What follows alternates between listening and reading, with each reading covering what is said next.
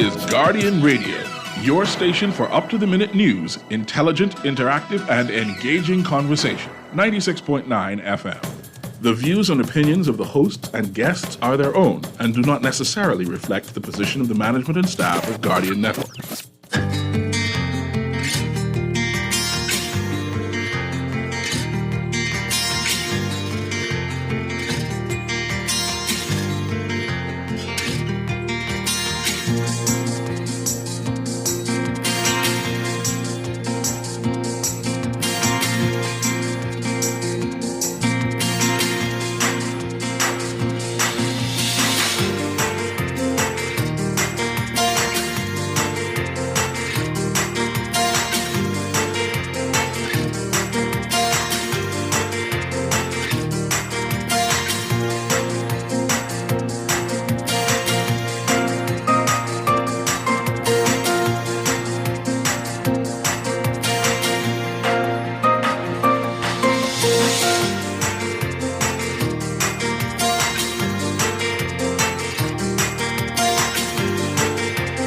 Good morning. Nearly 300 shanty towns demolished so far. Draft legislation for local government being finalized. And the court reserving a decision on an Adrian Gibson witness. It's all straight ahead this morning. I'm Dwight Strachan, and this is Morning Blend. Wake up, it's a new day. Wake up. It's a new day. It's the start of a new way. You know that it's here. It's the start of the end of the old way. Revolution. Wake up. It's a new day. Wake up. It's a new day.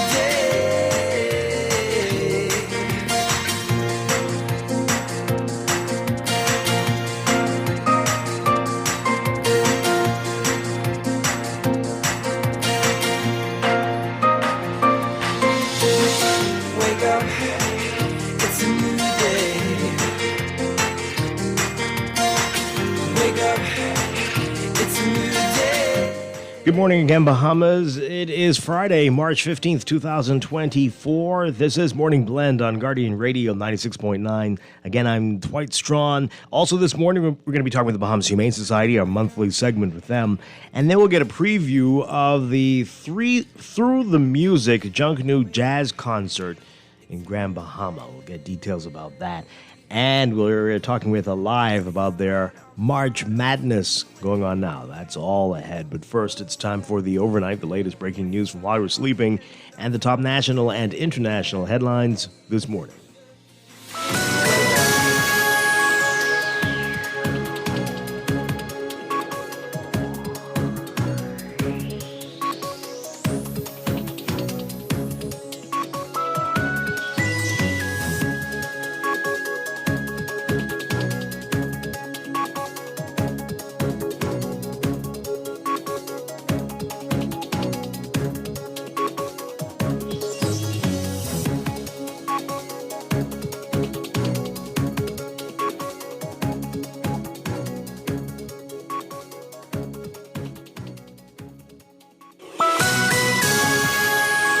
In the overnight, investigations continue into the country's latest murder. It happened last night in the area of Ross Davis Estates off Fire Trail Road. A man was shot and killed.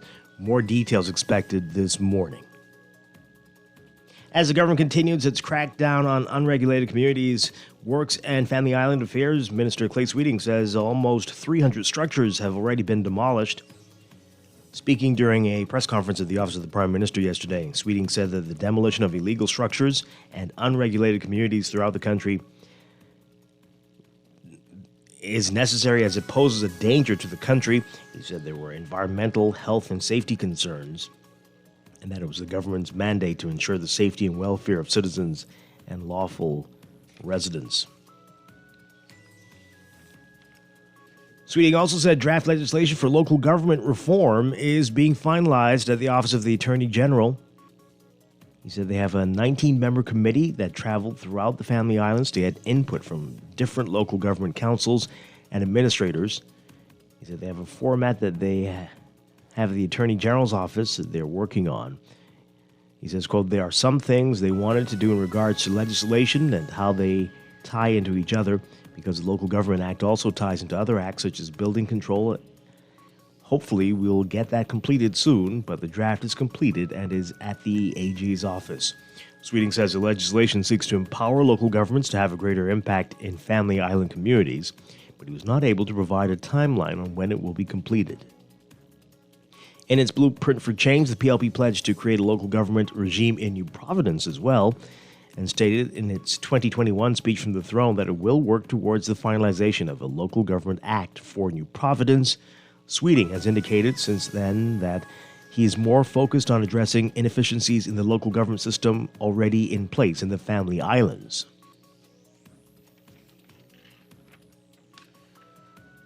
From the courts, the 27-year-old son of FNM Senator Darren Henfield, charged with firearm and ammunition possession. Dreon Henfield was a police constable attached to the firearms unit when he was arrested on March 12th. According to police, Henfield was at a bar on Cowpen Road when an off-duty policeman allegedly saw him waving a handgun around. The officer allegedly recovered a Glock 45 Springfield pistol, along with 14 rounds of ammunition from Henfield, who was relieved of his duties on Tuesday, the day before he appeared before Magistrate Lennox Colby. He was released on $8,000 bail, and his trial is set for May 2nd. Henfield, represented by Desmond Bannister, Ellsworth Johnson, and Lazard Humes. Henfield's family members, including his father, were present in court. The Court of Appeal reserving its decision on whether a former defendant in the trial of Adrian Gibson and others should be allowed to testify for the prosecution. Prosecutors this month dropped all charges against Gibson's first cousin, Rashay Gibson, after she agreed to become a cooperating witness. Rashay Gibson was a co-director of Elite Maintenance, a company that was awarded hundreds of thousands of dollars in contracts by the Water and Sewage Corporation, while Adrian Gibson, served as its executive chairman. His lawyers, Damien Gomez KC and Mario Ducil KC, challenged the admissibility of Rashay Gibson's evidence on the grounds of fairness.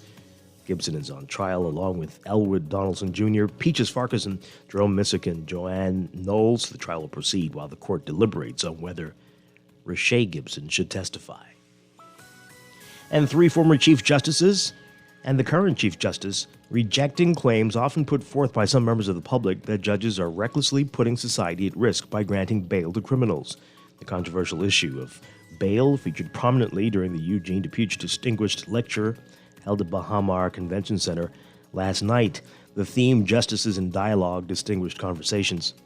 Chief Justice Ian Winder and former Chief Justices Sir Michael Barnett, currently President of the Court of Appeal, Sir Brian Moree and Sir Burton Hall were the panelists, asked by the moderator to address the bail issue and public concern that criminals are being released on bail.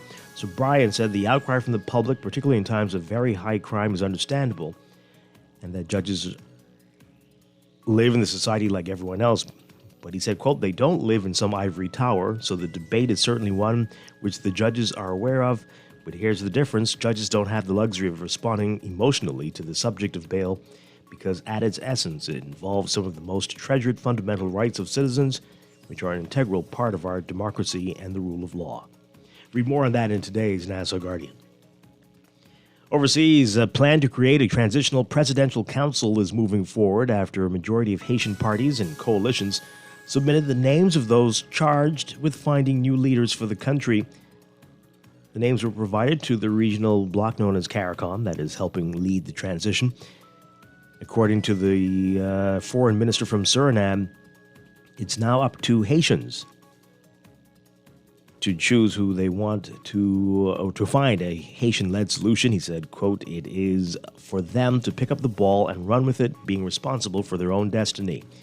He spoke a day after Haitian politicians and influential figures bickered publicly about the plan and what names to submit, seemingly putting creation of the council at risk. Caribbean leaders had announced plans to create the council after meeting in Jamaica Monday behind closed doors, with officials including U.S. Secretary of State Antony Blinken. Shortly after the meeting, Prime Minister Ariel Henry pledged to resign once the council is created. The council will be responsible for choosing an interim prime minister and a council of ministers, as well as to help organize general elections, which haven't been held in nearly a decade.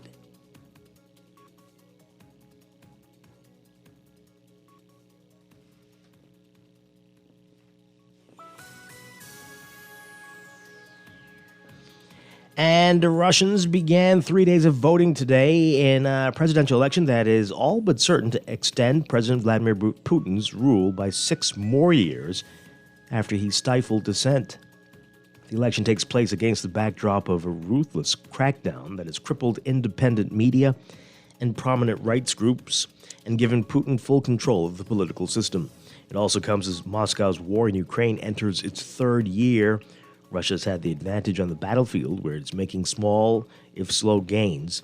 Ukraine, meanwhile, has made Moscow look vulnerable behind the front line.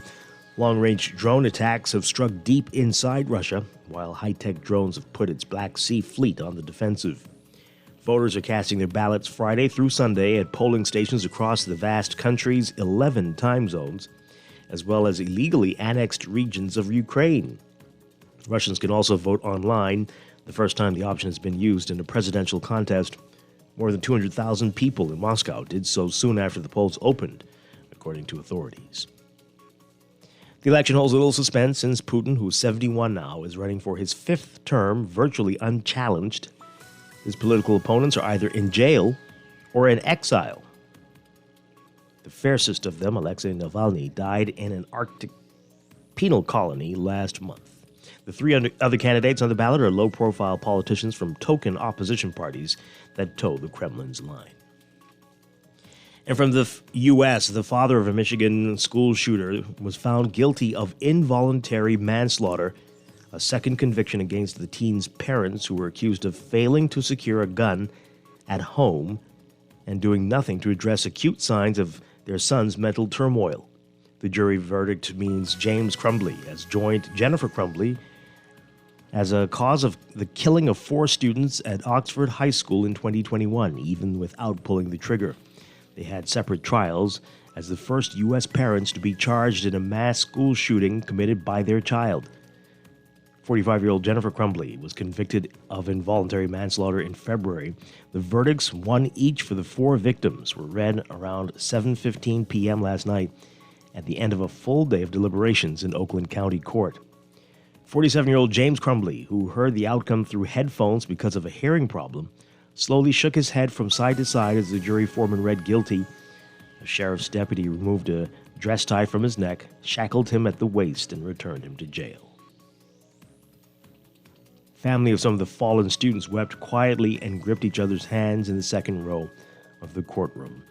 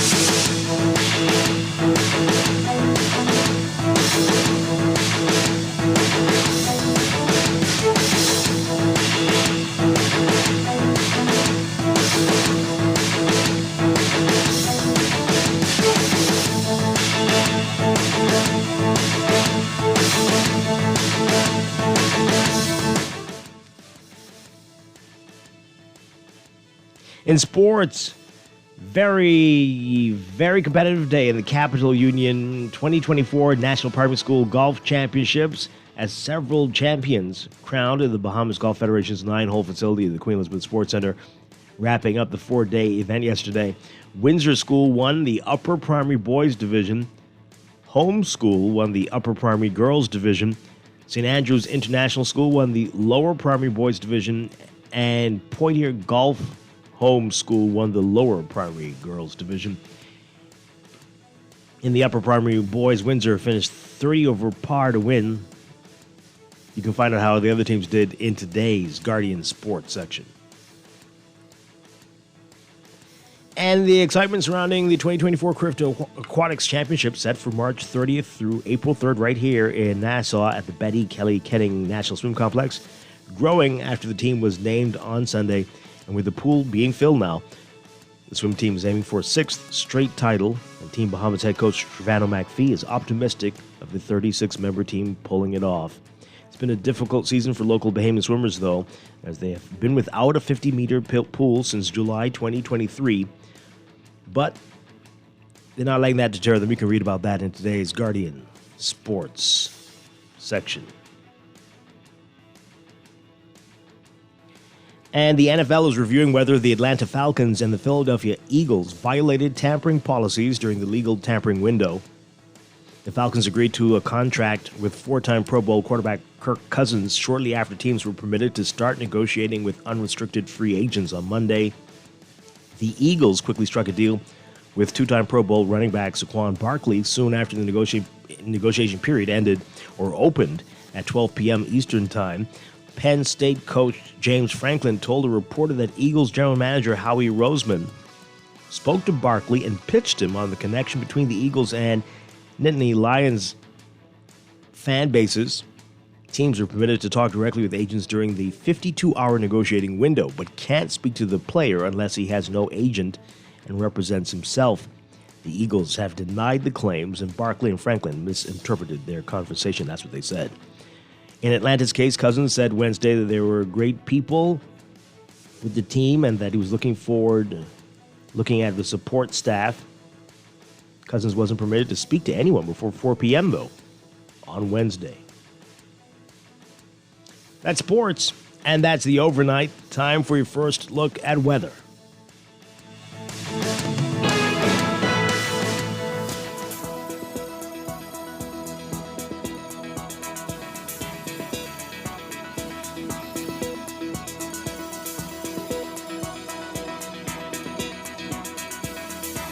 Your first look at weather brought to you by Gia Pierre's March On, backed by popular demand.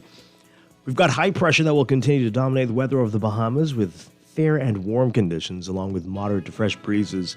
Boaters and beachgoers should exercise caution due to the risk of rip currents, especially along eastern shorelines in the central and southeast Bahamas.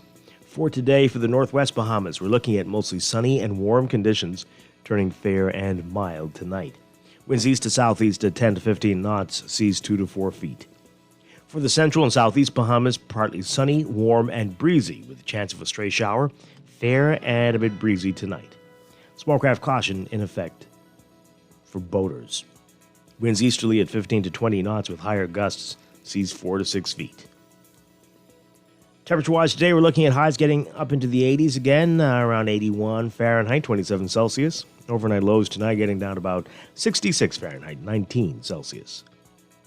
That's your first look at weather this morning. We'll have your extended outlook and look at the not yet at the tropics, but your extended outlook coming up after traffic in just a bit. This first look at weather brought to you by Gia Pierre's March On, backed by popular demand at the University of the Bahamas Performing Arts Center, March 16th and 17th.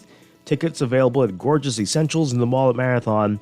WhatsApp 818-1542. 818-1542 for more information.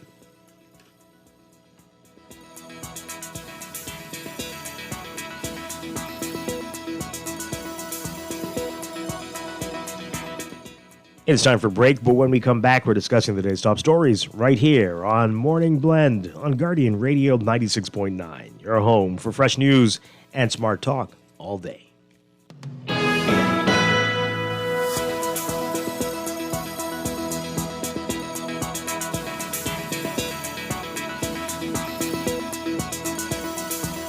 To all homeowners, this is your reminder that Scotiabank encourages all taxpayers to sell outstanding real property taxes before March 31st, 2024. We want to ensure that you're up to date on all tax obligations. Failure to comply may affect your monthly mortgage payments and the total balance owing under your mortgage.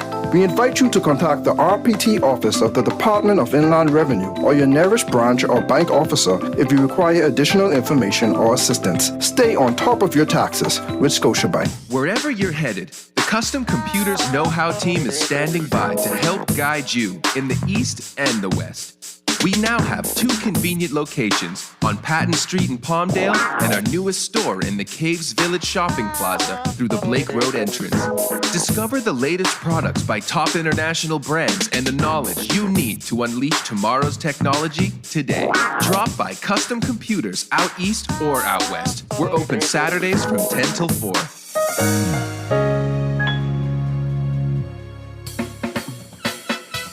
Do you have uncontrollable debt? Are you ready to make that move to Fidelity for a stress-free future?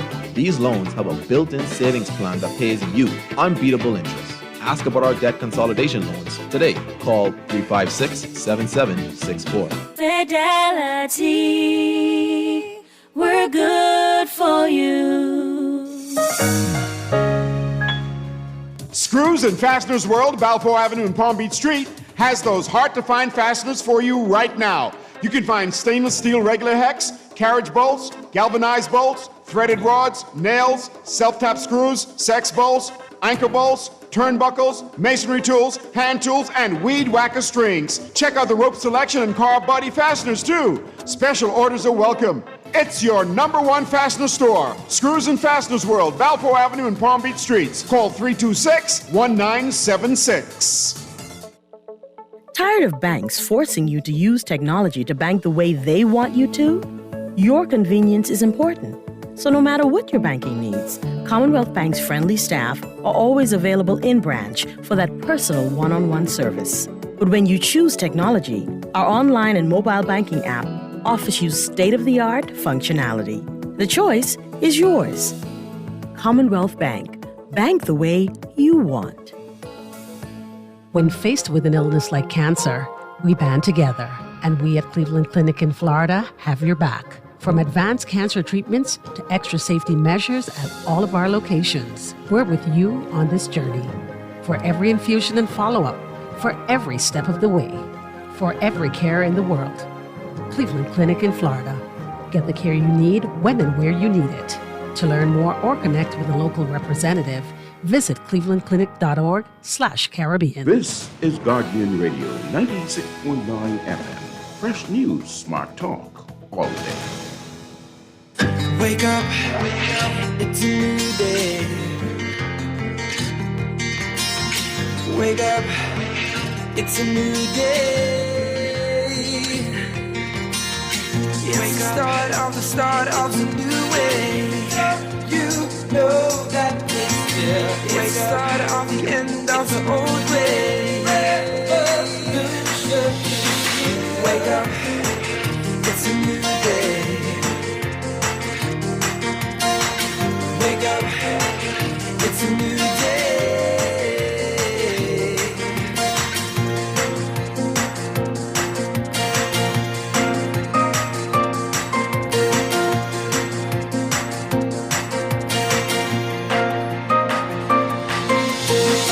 Wake up, it's a new day.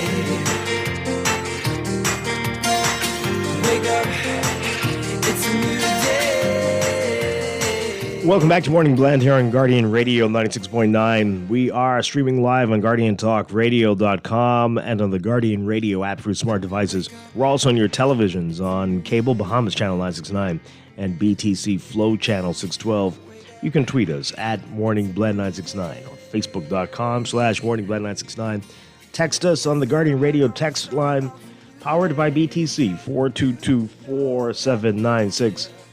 Standard text rates apply. Once again, I'm Dwight Strachan. Coming up this morning, a lot going on. We're going to be talking with the Bahamas Humane Society, our monthly segment with them. And then later we're going to get a preview of a very special concert from Bahama. That's going to be in business. We're going to talk about it, the Through the Music concert. And you definitely want to hear that. And then later we're going to talk with Alive about their March Madness specials going on right now. So all of that coming up, but let's begin with what else is in the news.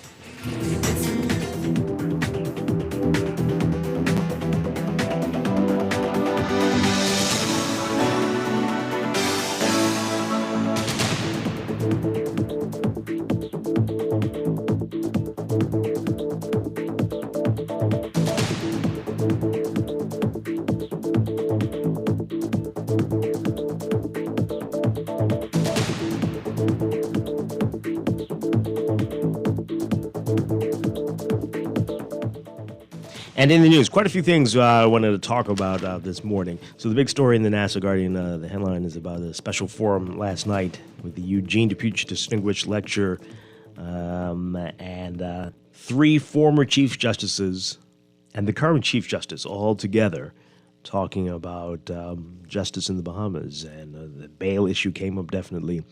And some very interesting comments. You need to pick up today's Nassau Guardian to read about it. And their views on all of this. This is, of course, a very controversial issue.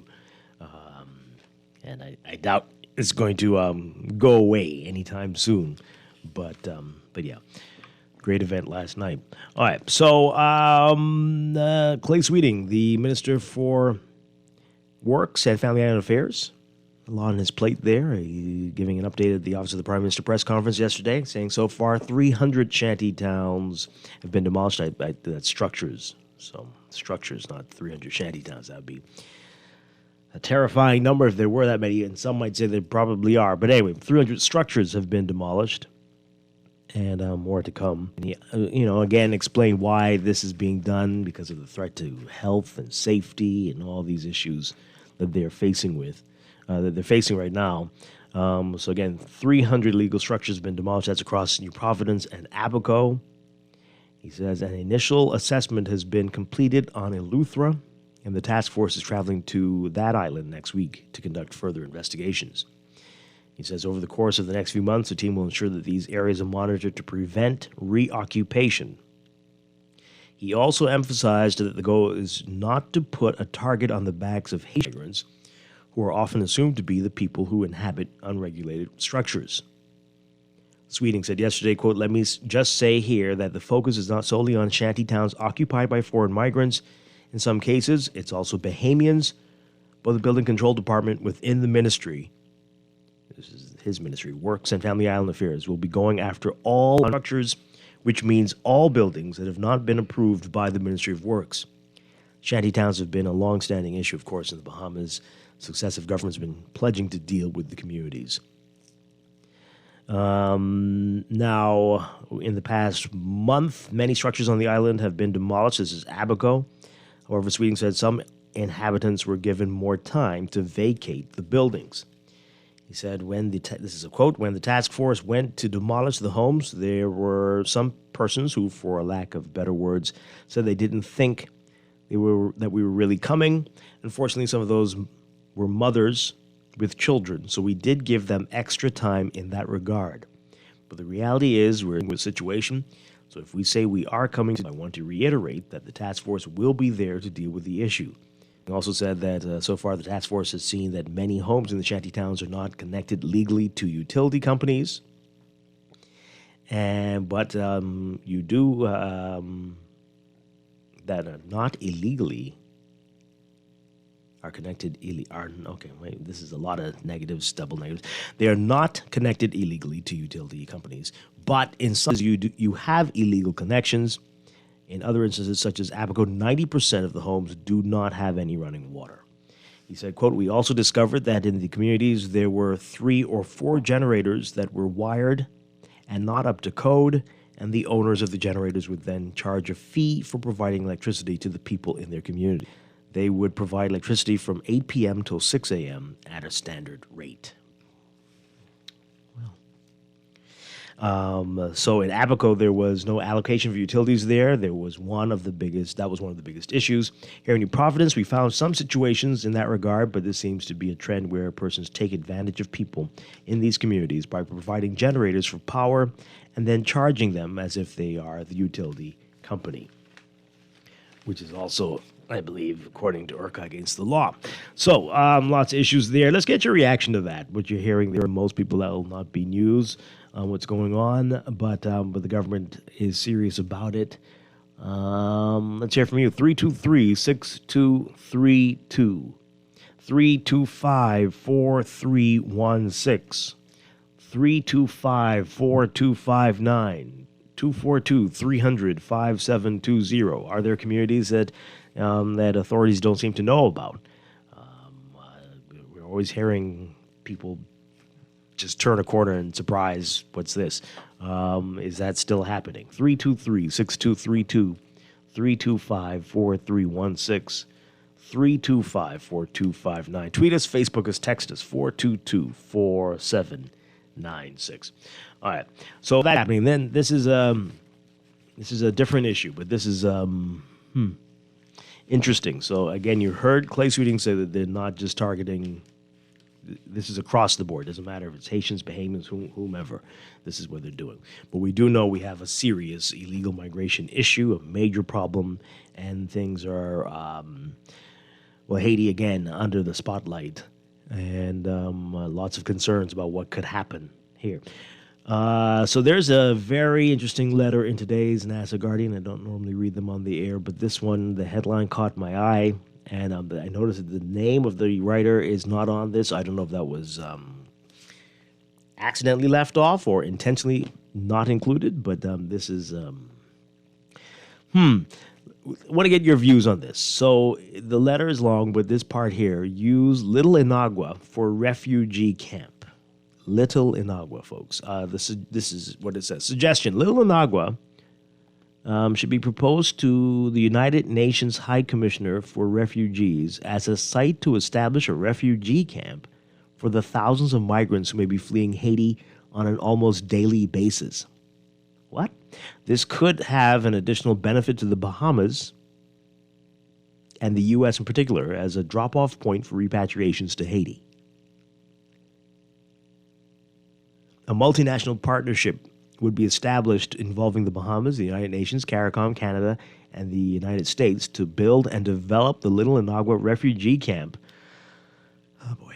Little Inagua is the largest uninhabited island in the Caribbean and is just about the same size as New Providence and only 100 miles from Haiti.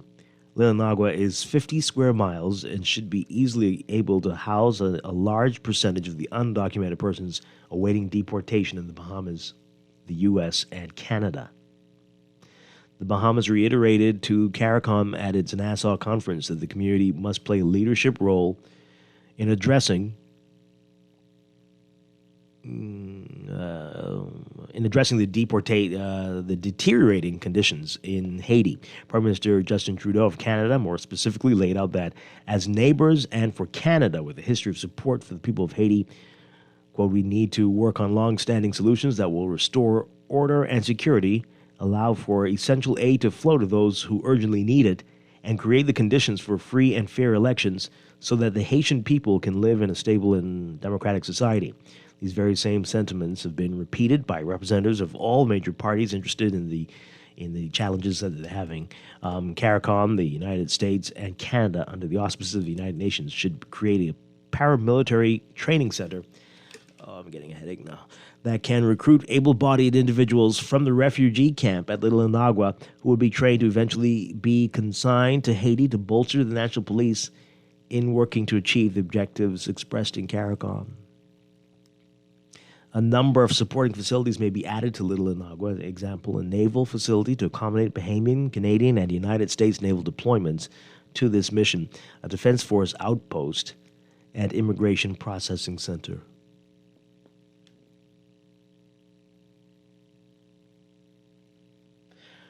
Okay. Hey, we would love to hear ideas, but this one, what do you think of that, folks? Love to get your views on it. And I just... 323-6232, 325-4316, 325-4259. Call in toll free 242-300-5720. Okay, let's talk about what we've been discussing this morning. Good morning, caller. You're on the air. Good day, this is Strachan voice along with you, Dwight. Hi, good morning. We need justice law in the Bahamas here. Dwight, those people that's in authority don't expect for people like us to sit down and let them run our country in a compromising manner. That's not right. Okay? We vote and we get nothing for voting. So they got to stop their foolishness. What are you talking about? The point is, right? What was it? What was that about? What? Say it again? Why are you saying this? What is this about? So what is this? Yeah, why are you saying that? What is it about? Yeah, what is the point? What? The point is, this is our country, and if people are breaking the law, If you find people breaking the law, those that's in authority, if they find people breaking the law, they should not be compromising. There's a law for people what breaks the law in the Bahamas. So don't give me that bunch of bull. Other point is, right, when it comes to... You're talking about giving the people more time to Hello? leave. You're talking about giving the people more time to leave the shantytown. That's what you're saying? I'm not saying that. What I am saying is, right, if you find people breaking the law, deal with them. Okay. Okay? My other point is, right, because those shanty towns, right, we haven't gotten the full detail, at least not from you, whereby how many people were found, who property they were found on, if they are illegals or what. Just don't tell us you break down the shanty town, because you was the problem from the get-go. You allow the people to come into our country. If I go and build something on somebody's property illegal, I can get locked up. So what they think the Bahamian people are, the Bahamian people got to wake up. This is our country, and a bunch of foolishness that are going on in this country shouldn't be allowed to be going on. Okay. Thank you very much. Thank you. Let's talk to this caller. Good morning. You're on the air. What you think about what he said, Dwight? Good morning, Poppy, and good morning to the Bahamas and to the world. Good morning. You make a sigh sound like, I just wonder, like, if you only could know what you would be thinking when you make that sound, but... No, you don't. You don't want to know. But what do you say this morning? Okay. All right, I have an opinion, right? This is about which one? The Inagua thing? Yes. Mm-hmm. You had another point? No, I want to hear. Okay, I must have missed the next question, which was asked, and I would have liked to comment on all too. But I hear them saying something on the foreign news, on the news network cable, that Guantanamo Bay, where they used to carry the terrorists, the America was and the United Nations and was considering that the Haitian them go there because they're expecting them maybe to be leaving in droves by the thousands. I believe, like in the Bahamas here, Great Inagua or whatsoever it is. Little. I don't too much agree with that. See, I believe everybody have their right to write their opinion and write in the papers and stuff like that. And maybe like how you wasn't reading them in the past, them said like that, it really would get the Bahamian people maybe to get too emotional. You don't like when we emotional on the radio. But I think soon as they reach here, if we could get them back on the barge, like I say, do it you mean boats and stuff like that. If the planes ain't working or the airport down or whatever, we need to stay focused and enforce the law and to protect the Bahamas, Dwight. We could care about them people, we could help them, right? That's a good idea to some people, but I think the majority of us, right, thinking Bahamian, it sounds kind of a bunch of foolishness. Let them go Guantanamo Bay where America and the United Nations could help them, and anything we could do to help. But our defense was there on the marina, we can do it. Dwight, I think you're one of the best talk shows we have. But I ain't gonna tell you no lie. I ain't have 52 for me being on that morning with you. I don't know if he's He was just on yesterday. Yeah, that was good. You all talk? I mean, I don't understand what you're saying. We have no issue. I miss it. I missed it yesterday. Yeah, I think he called in twice yesterday. Huh? I think he called in twice yesterday, if I remember. Okay. But Dwight, I agree with what he said. I don't want nobody fool with Dwight Strachan, and he only one Dwight Strachan we get. But I couldn't say it no better than he said. I think he dealt with you diplomatic, Dwight. What's happening? What did I miss? Did I sleep through something? No, we just agreed with what he was saying to you, like how you was allow us to speak our mind and stuff like that. Mm-hmm. Okay. Yeah, don't waste time on the set like that with the Inagua. I think I'm reading them in the papers and stuff like that. Tell them go to Guantanamo Bay and let's stay focused on Bahamas, man. Come on. Okay, all right. Thanks a lot. Let's take one more call on this. I do want to move on. Good morning. You're on the air. Hey, good morning, Dwight. How you doing? Doing well. Boy, Dwight, I passed from Cowper Road. You familiar with Cowper Road, where those people that sell their fruits and stuff? Yes. Man, listen to me. I passed about 5:30 this morning. That's the most police vehicles I've ever seen in one spot. Man, they was raiding this morning. It was after 5 o'clock. They had like about 2 immigration buses. I stopped counting all. They had the trucks. They had the cars. They had the Jeeps. Man, they really doing the job. And they had those, I don't know if you ever see those big bright lights, like when you working in the night, those portable lights. And they had them even set up in the road and all, everybody heading in the back in those dark areas where those people live in. Man, they really doing the job. I just want them to continue to keep up the good work. Okay, wonderful stuff. Thanks a lot. Yeah. And let's take this call. Good morning. You're on the air. Good morning, Dwight. I'll try to make a contribution if I can on the forum that the judges held and the illegal structures, eh? If I'm a Bahamian and the government didn't see that I built a fully functional off-the-grid home, I mean better than the ones that they could ever build, that they do, would they come and tear that down or force me to pay a fine? Because we both were negligent. The government didn't know about it, and I built it on my property. And it's You built it on on your uh-huh. It's on my property. I mean, let's say I've been here before the government. I've been here. My family members been here. I could trace it all the way back before colonialism. So it's on my property. Would they come and tear that structure down? It's fully air conditioned, fully functional, or force me or cause me to pay a fine because we both neglected. That's one point. The second point about the judges, they talk about No, why would you bring that up in this regard? I mean, I'm sure it. No, because I understand they're tearing them down. On people's property? No, if it was built without getting permission from government to build, they're tearing it down. And they don't know. It's on my. Isn't that a fact? It's an illegal structure. Ministry of Works know nothing about it. You in your example, you said on your property. Yes. But I didn't go through town planning and all that other legislative colonial stuff we have to go through. But I built a nice home. And you built it to code? I built it better than code. I suspect it would be fines. I don't think so because I'm hearing it now. Are you sure you're hearing that? Well, that's what I'm hearing through sources. That's because it was illegally built. Okay. I didn't go through them. Well. Okay, that's just one point I want to throw out there. Because I know the judges... Well, bottom line, don't do that, folks. Don't do that. I know. Yeah, bottom line, don't do that. But I'm just saying a scenario that makes sense if it's done. Because it's being done on the farm here. All right. The judges are fully aware that the courts are banks. That's how they get paid. When they give you bail, you default on that bail, that money goes to the bank. And if they have bail, they may realize that they may not have a salary or salary increase. So the banking system is in the court system, and the judges know that.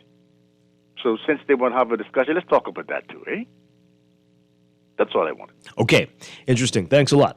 All right, so this is interesting. Our online version has the name of the letter writer. It says George Wilson, but it's not in the paper. Interesting. All right, so my quick view on this, I think this is a very dangerous thing. I don't... This and that's a big island, and I think there's a reason why Lilanagua is not inhabited. I don't know what it is, but clearly there's got to be a reason, right? All these years, but that would be a recipe for disaster, and it's a big island, as he says. This is not the answer, not at all. I could see this. This is the stuff that horror movies about the future are made of, and that could become something so we can barely control what happens in Providence. Can you imagine? No, not at all. I know we feel helpless, hopeless, distraught, right? But we need calmer heads and people to really think that could end very badly. Let me just read these messages really quickly, and then I want to talk about another thing in the papers today. This person says here,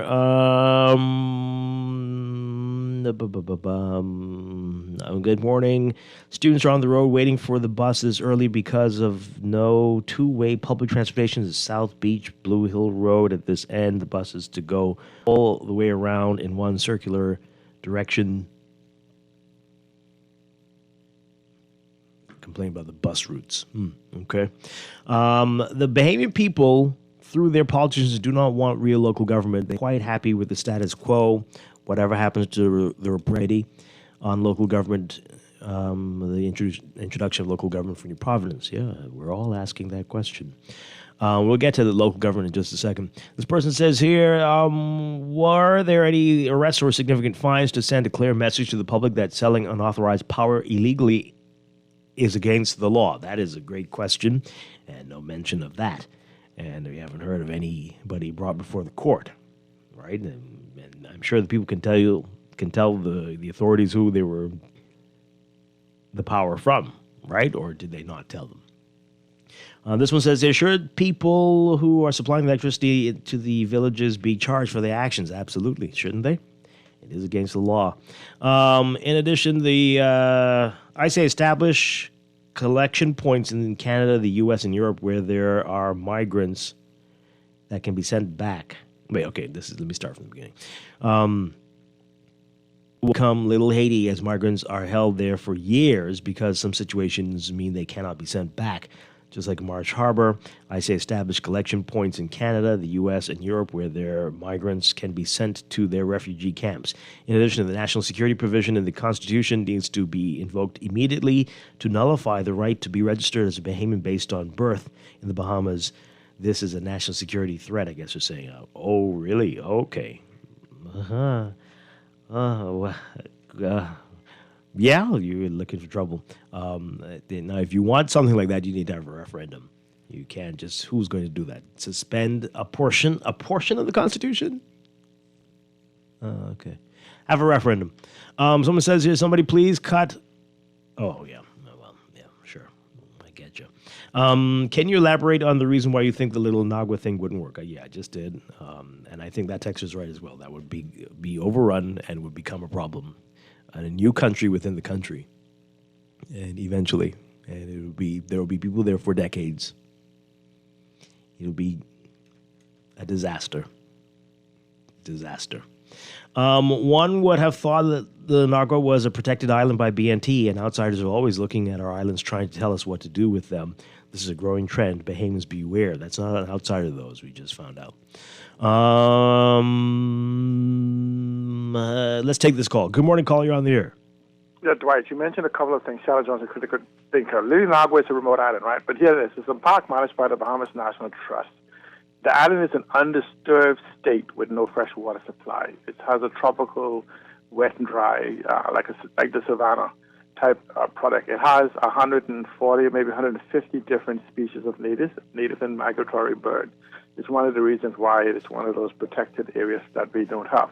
Secondly, you'll have the constitutional issue where in the camp children will be born, which will then be subject to the Constitution of the Bahamas. Yep. It has no fresh water. That means complete infrastructure would have to be built out on that particular island. This is a crazy island concept, and the resources that it would take. Now, if you look at the fact that on the Shantytown issue, my question would be to the Department of Statistics or whatever they're called now. If homes are built, if you look at the census, if they provide you the information, you would begin to recognize that if you have 300 homes, then you must have maybe a dozen people living in each of the homes across these particular places. So something is absolutely wrong with what is being said, or the fact that homes that was built without permit. I would assume that 100% of them was built without permit, so 100% of them would be subject to being demoed.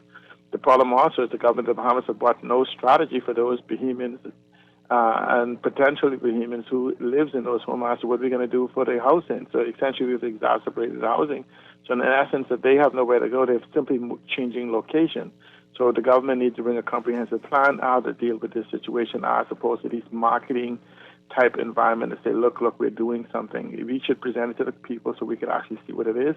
What is your strategy for building low-cost social housing, low-cost housing, affordable housing, and attainable housing? That is what's needed as opposed to this. We're doing some action and basically moving the pieces on the deck.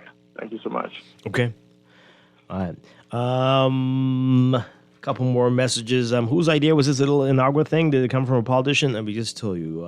It's signed by George Wilson in our online version, but on the paper, the name was left off, unfortunately.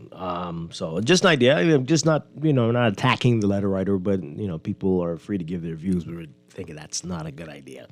I think that could be And I'm sure a lot of people are thinking things like this. Everyone's trying to come up with an idea on what to do in this crisis situation, but that one could cause more issues. See, Alan had some great points there. Cause more problems than we have already. And so we have to be really careful here. All right. I do want to touch on this very quickly before we go to a break. So a texter already mentioned it. Clay Sweeting not just talking about shanty towns, but also about local government. And he said it many times before that he's focused on local government for the Family Islands and improving that before getting to New Providence. So it's clear we won't see that in New Providence during this term from this administration. It's only 2 years to go, and it's not going to happen. But this is what was said about Family Islands. Rachel Scott writing about it. Draft legislation for local government reform is being finalized at the Office of the Attorney General, according to Clay Sweeting. He says they have a 19-member committee that traveled throughout the Family Islands to get input from different local government councils and administrators. He said, quote, "We have a format that we have at the Attorney General's office that we are working on, so hopefully sooner than later we'll get that completed. There's some things they wanted to do in regards to legislation and how they tie into each other, because the Local Government Act also ties into other acts such as building control and things of that sort. So hopefully we'll get that completed soon, but the draft is completed and is at the AG's office." Sweeting said the legislation seeks to empower local governments to have a greater impact in Family Island communities, but he was not able to provide a timeline on when it will be completed. He said, quote, "I usually don't like to give timelines because I like to adhere to them." Now, Sweeting did not indicate whether plans still exist for the creation of local government for New Providence, which was a campaign promise of the PLP. In its blueprint for change, the PLP pledged to create a local government regime in New Providence and stated in its 2021 speech from the throne that it will work towards the finalization of a local government act for New Providence. But Sweeting has indicated since then that he is more focused on addressing inefficiencies in the local government system that already exist in the Family Islands.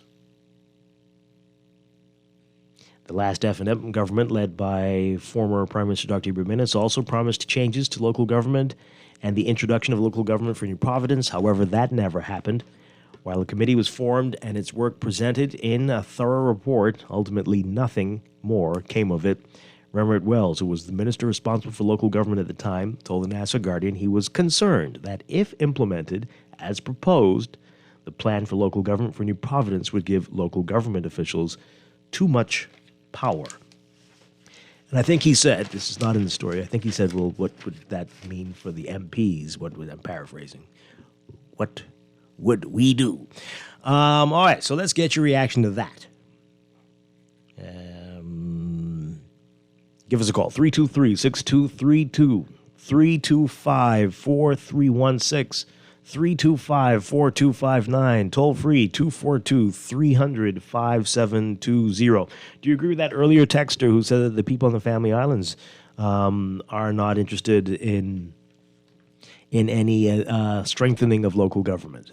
I don't know if that's true, but they're saying that they aren't, I'm paraphrasing here too, but they aren't really putting any pressure on the MPs to bring about the legislation, before now at least. And so it's clear that they're happy with the way things are. Do you agree with that? Let's hear from you. Good morning. You're on the air. Good morning, Dwight. How are you doing? Doing well. Good morning. I heard on the radio where you were saying that they said that Little Inagua.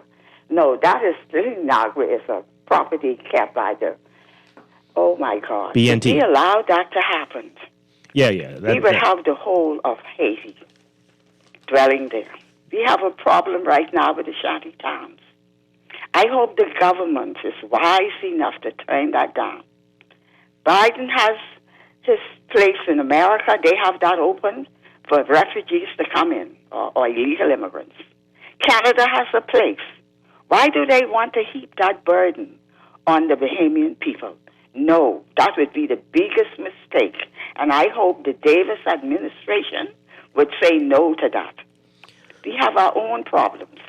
And I pray, God, that don't never happen. Thank you, Dwight, for listening to me. Okay, appreciate it. Yeah. It is a wild idea. And well, hopefully they're saying someone else is texting and says, oh my gosh, kill this idea before any of the politicians hear it. Yeah, it is. All right. So again, more on local government. What do you think? Do you all want it? Do you care about local government for New Providence? Do you understand the benefits there? Is the government right for focusing on the Family Islands and pushing that to the back burner or under the table, outside, throwing it outside under a tree? Is that the way to go? Not something that we need in New Providence right now. Do you agree with that? Let us know what you think. Call in 323-6232, 325-4316. 325-4259, toll free 242-300-5720. Let's take this call before we go to a break. Good morning, caller. You're on the air. Hi, turn down your radio for us, please. Hi, good morning. Hey, good morning, Dwight. Good morning. How you doing? Doing well. All right. Only you by yourself? Yes. Yeah, Dwight. I know local government happens to be one of the things you are advocating for from the inception. I agree, but the politicians of what we have today, they are not interested in relinquishing no power of control over the Bahamian people. And local government, in my view, right? That's what it means to the politician, because they only interested in controlling the people. They're not interested in empowering the people, and that's a form of empowerment, But I'm all for what Mr. Lincoln being introduced or trying to introduce when he said about the states, right, the island states, where the people in Abaco, they take their revenue and develop their island. Right? I mean, that's not his unique idea. That's what many people have been proposing for decades. No, I don't want to. And that's the same local government. That is the exact same thing we're talking about. Local government, real local government. Right. We're talking about what he proposed, right? Because you see, we still have the same people proposing the same things over and over in this country that will keep us nowhere. And the FNM and the PLP, they are the reason why we will never really get the type of local government what the Bahamas is needed and deserving of, because all these people want to do is control the Bahamian people, Dwight. That's it. Yes. Have a wonderful day, bro. Okay. So, yeah, to your point, it doesn't matter what they like or don't like or what they want or don't want. They are there to serve the people, and if the people want this, they have to find a way to implement it. That's how it works. So if you don't like it, don't get into politics. If you want power, well, then become a local politician. You're supposed to be making laws as an MP. Focus on that.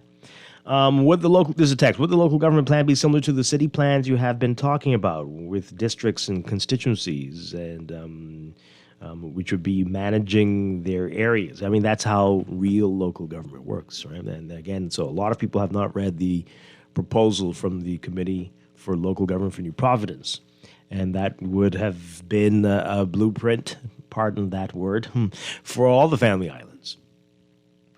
It could have been. This is how it's done, and similar to what the caller mentioned with what Lincoln Bain was talking about as well. A lot of people have been talking about this for decades.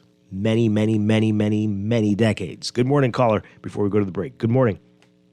Hey, good morning, Dwight. How you doing? Doing well. Good.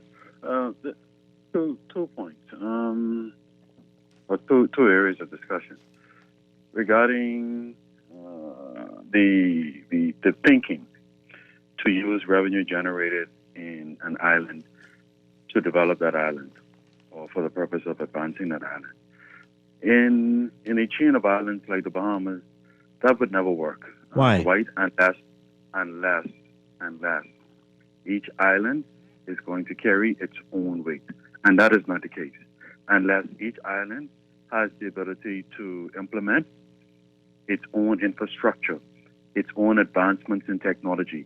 And that is not the case, Dwight. And so therefore, we have a system in the Bahamas where the revenue Okay, generated. Anton, I got to stop you right away because you're going to sidetrack this conversation, and you know better than this, right? Hold on. Look carefully at how this has been done in countries all over the world. Everybody didn't become a semi-autonomous state immediately. It was a gradual process, and the islands or the places where it could work, they did it first. And as you saw all over the world, places were added to the union when they were ready. So we saw that in Canada, we've seen that in Australia, we've seen that in the United States. It happens, right? Don't start off making people think. Tell me something, Dwight. In the United States, which you like to compare this local government to so much. I prefer to compare it to Canada and Australia, actually.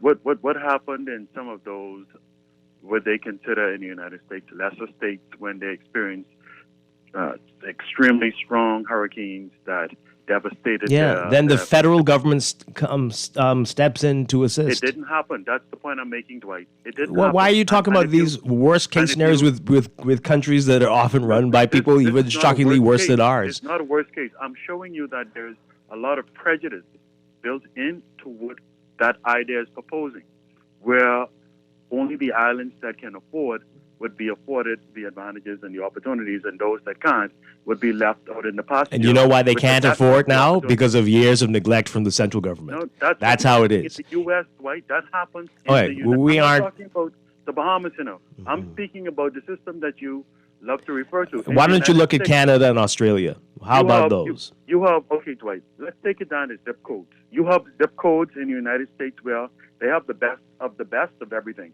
And then you have zip codes. It sounds like the Bahamas. In the United States, where they have the worst of the worst, and there's no opportunity on the horizon to give it to them unless the federal government decides to do it for them. And I guarantee you, if you look back, Anton, this is ridiculous. Why are you doing this? Anyway, what is the reason why you're doing this? Let me make No, I got to stop you right now. Because, this is insane. Of course, look historically at those areas you're talking about. Go back and find out why they started off on that bad foot. Right? This is what we're doing now. So you want to keep it where the king here, the Bahamian king, gets to decide everything for everybody, and they have to wait their turn until the Bahamian king is ready to tell them, "Oh, we're going to pave this road for you." This is what you prefer, as opposed to empowering people, because you're terribly afraid that the government would lose the hypnotic essence they have, this brainwashing pull that they have over the Bahamian people. That you're going to just completely come out of nowhere with these examples to derail this conversation. That's unbelievable. Wow. All right, we got to go to a break. We'll be back. This is Morning Blend on Guardian Radio 96.9. We're back in just a bit. Stay with us. Come on! Woo!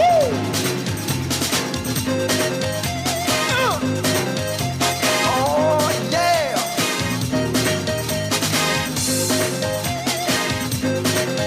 Yes! I's a Bahamian, hair and born and bred. I don't want to live nowhere else, even when I dead. I's a Bahamian, and I always late. If you want me there by 9, better tell me come 8. See, I's a Bahamian, and I don't like say nobody gonna spend my money when I go to my grave. Yes, I's a Bahamian, don't wanna make no fuss. But if you we know, This is Guardian Radio 96.9 FM, Nassau, Bahamas.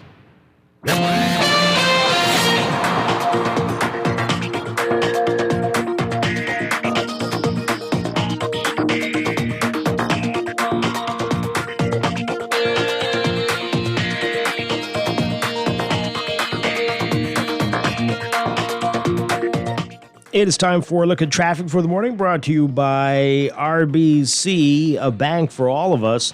Just a reminder, a lot going on today. We've got the Youth March that's going to be starting at 10 o'clock. So keep that in mind when you make your way around the island this morning.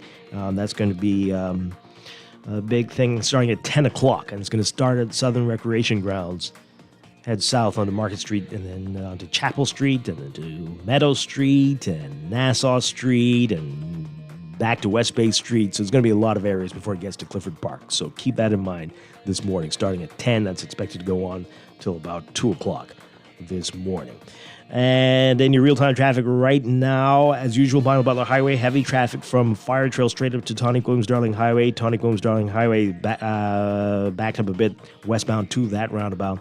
Blue Hill Road also looking busy for you from Carmichael straight up to Independence Drive.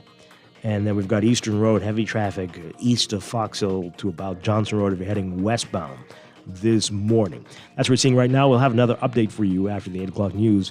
Morning Blend traffic brought to you by RBC. Visit rbc.com/Caribbean/all of you for more information.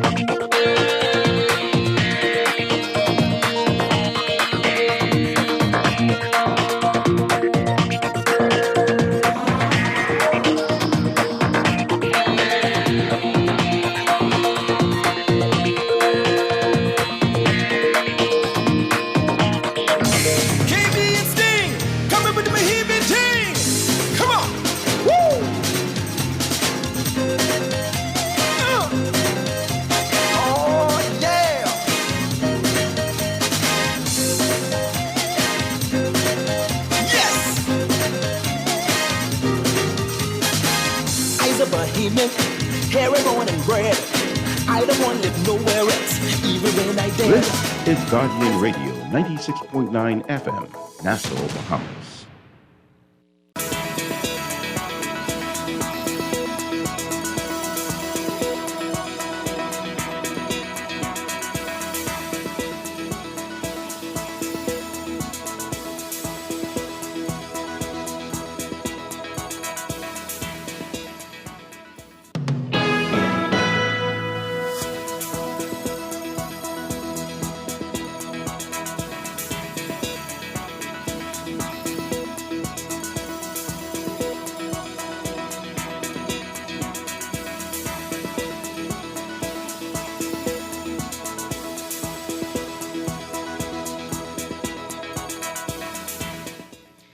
Welcome back to Morning Blend here on Guardian Radio 96.9. We're streaming live on GuardianTalkRadio.com and on the Guardian Radio app for smart devices. We're also on your televisions on Cable Bahamas Channel 969 and BTC Flow Channel 612. You can tweet us at MorningBlend969 or Facebook.com/MorningBlend969. Text us 422-4796. And now at 8:25, time for another check of your weather for today, brought to you by Sherwin-Williams Paints. Sherwin-Williams Paints has got you covered for all of your painting and equipment needs. Visit Sherwin-Williams Paints online or in-store today. Here's what's happening. We've got high pressure that will continue to dominate weather over the area with fair and warm conditions along with moderate to fresh breezes. Mariners and beachgoers should exercise caution due to the risk of rip currents, especially along eastern shorelines in the central and southeast Bahamas. For today, for the Northwest Bahamas, we're looking at mostly sunny and warm conditions, turning fair and mild tonight. For the central and southeastern islands, partly sunny, warm and breezy with a chance of a stray shower, fair and a bit breezy tonight. Smallcraft caution in effect. Temperatures today getting up to around 81 Fahrenheit, 27 Celsius for highs. Lows tonight getting down to about 66 Fahrenheit, 19 Celsius.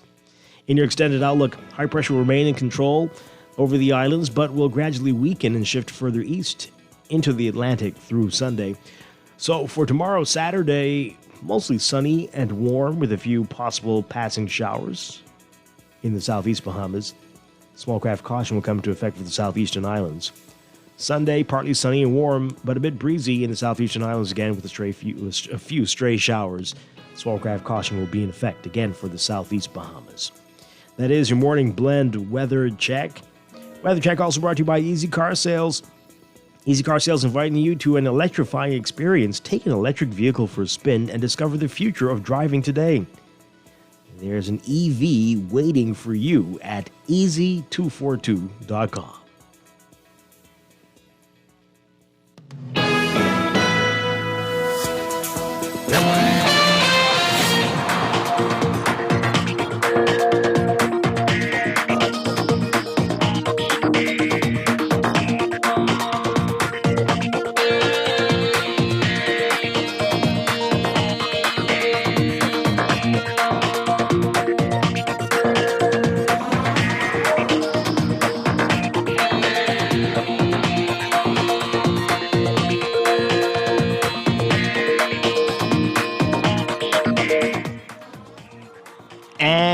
Time for another check of traffic for the morning, brought to you by RBC, a bank for all of you.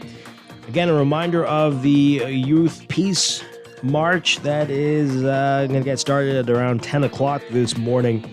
And you want to keep that in mind as you make your way about New Providence today. It's going to start at the Southern Recreation Grounds at 10 o'clock and move on to Market Street, then Chapel Street, then Meadow Street, and Nassau Street, onto West Bay Street to Clifford Park. That's from 10, expected to wrap up after a rally at around 2 o'clock. So those areas are going to be congested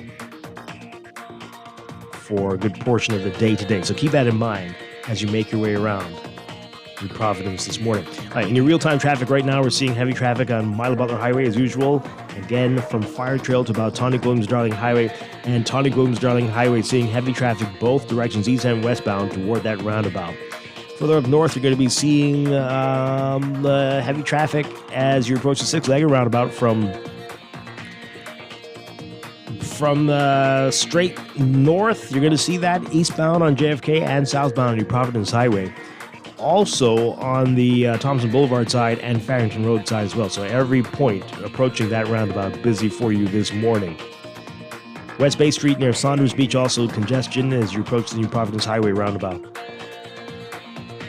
Gladstone Road looking pretty good though, but the traffic is a bit backed up along John F. Kennedy Drive, especially westbound near Theodore Lane and eastbound along Lake Cunningham. In eastern New Providence, Eastern Road still busy for you, just east of Fox Hill to about Johnson Road, and Robinson Road from Soldier to about Old Trail. Congestion there. Soldier northbound toward the intersection with Bernard, Wolf, and Village Road. Also seeing some congestion this morning. That's what we're looking at. That's your real-time traffic and your morning blend traffic alert brought to you by RBC. Visit rbc.com/Caribbean/all of you for more information.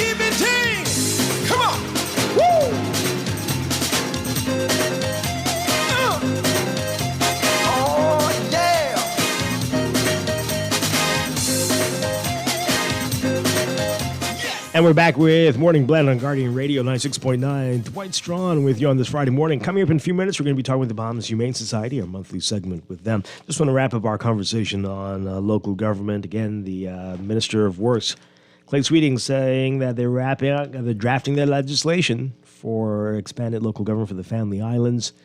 And they're just putting the finishing touches on this.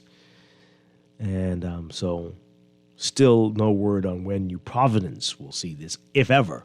But again, Sweeting says the legislation seeks to empower local governments to have a greater impact in Family Island communities, but he was not able to provide a timeline on when this will be completed. All right, so we're getting your reaction to this. Some of your text messages, 422-4796. You can text us. And this person says here, I also think that similarly to the FOIA, any aspiring party that wants to become the government would have a lot more support if they run with a mandate and a serious plan they can show the people that they would enact. Otherwise, it would be just a dream being sold with another speech from the throne that cannot be taken seriously. I guess this is in response to the article that we read earlier saying how this was promised for at least New Providence on the speech from the throne. But here we are still. This person says here, Dwight, I would not want to be paying for parliamentarians and local government officials. Could there be a hybrid of the two since MPs will not have sufficient work just making laws? Oh, really? Really? You think so? Okay. There's a lot they need to fix. A lot. A whole lot. I don't know if that's accurate, what you're saying. Okay. MPs can lead the local government offices with locally elected committees. And cabinet ministers can be selected by Parliament from non-political professionals. You need... No, they can't. There's only 3 spots in the Senate. So this is not the system we have. So now you're talking about some real constitutional changes, which I'm all for. But okay, the Prime Minister will head the cabinet, and in Parliament will report on the ministers. MPs will report on local works. I hear you. Hey, I mean, you'd only be paying for the people who represent you. It's not like you'd be paying for everybody, right? So I don't know. I hear you. How quickly do you get the things in your community done? That's the thing. And if your MP is not a part of the government, do you face challenges? When he's a part of the opposition, can you still get the things in your community done? And a lot of areas are facing that all the time. That's one of the key differences there. And you have to ask yourself about that. Another text here as we go to the break. This person says, Dwight, I want to bet the majority of your texters haven't read the proposed local government plan. And that's no fault of their own. The previous administration never really made that public. It was leaked. They didn't put out there. They didn't even ask people's opinions. They just, the minister at the time made a declaration, well, this is too much power for them. What would we do? And that was it. It was done. Not even, let's hear what you say, though. I'm just one man. Who am I? No, nothing like that. Declaration. This is too much power for local government. No, we can't do it. And that was the end of that. I don't even know if... I doubt very, very few people... I don't think anybody in the current administration has read it. Not many. And many in the previous administration didn't read it either. But that's that. But if you want it, I've got it. I can put it out there again. Follow my social media. We'll see. But will you read it? Will you read it? We'll see. Anyway, let's take a break. This is Morning Blend on Guardian Radio 96.9. We'll be...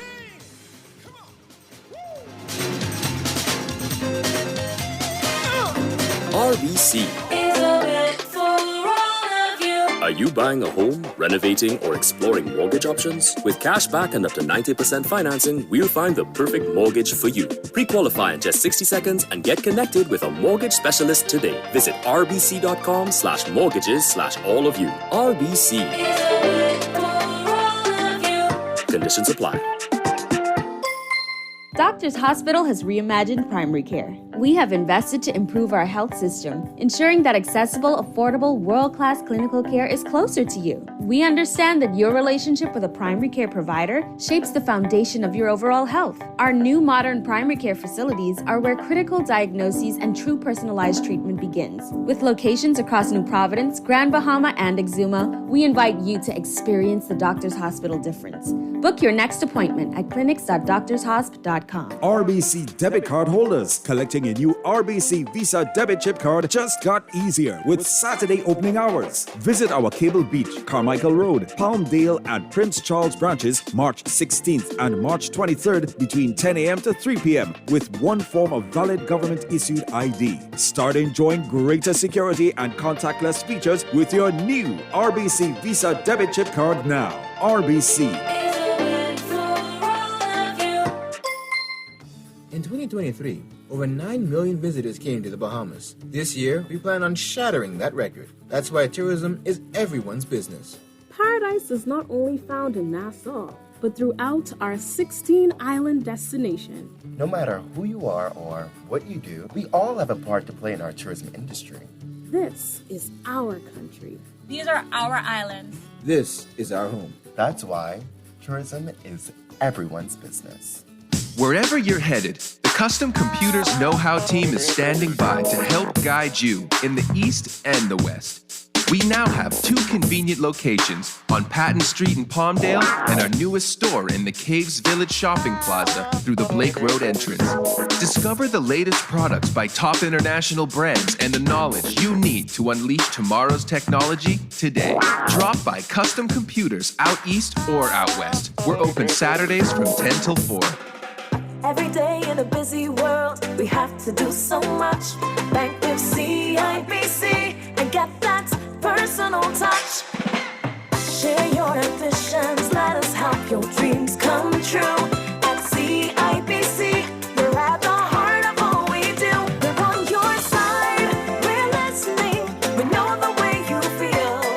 CIBC, ambitions made real. At Wendy's, we are different. We don't just use beef. It's fresh, never frozen. Our burgers are square because we never cut corners. Served hot off the grill with fresh lettuce, tomatoes, onions, and American cheese. We believe in fast food done right. Always serving fresh, never frozen beef. Order a hot, juicy Dave single, double, or triple. Made with fresh, never frozen beef. Now only at Wendy's. Different inside and out.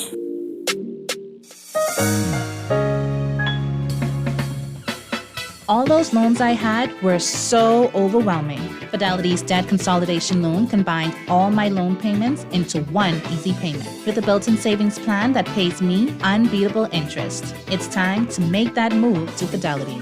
Call 356-7764. Fidelity, we're good for you. You've seen electric cars on the road, but isn't it time you drive one? Easy Car Sales invites you to experience the smooth, powerful ride and immerse yourself in the luxury and latest tech features. Find out why the Bahamas is going electric. Visit easy242.com and book your test drive now. What are you waiting for? Save money, drive smarter.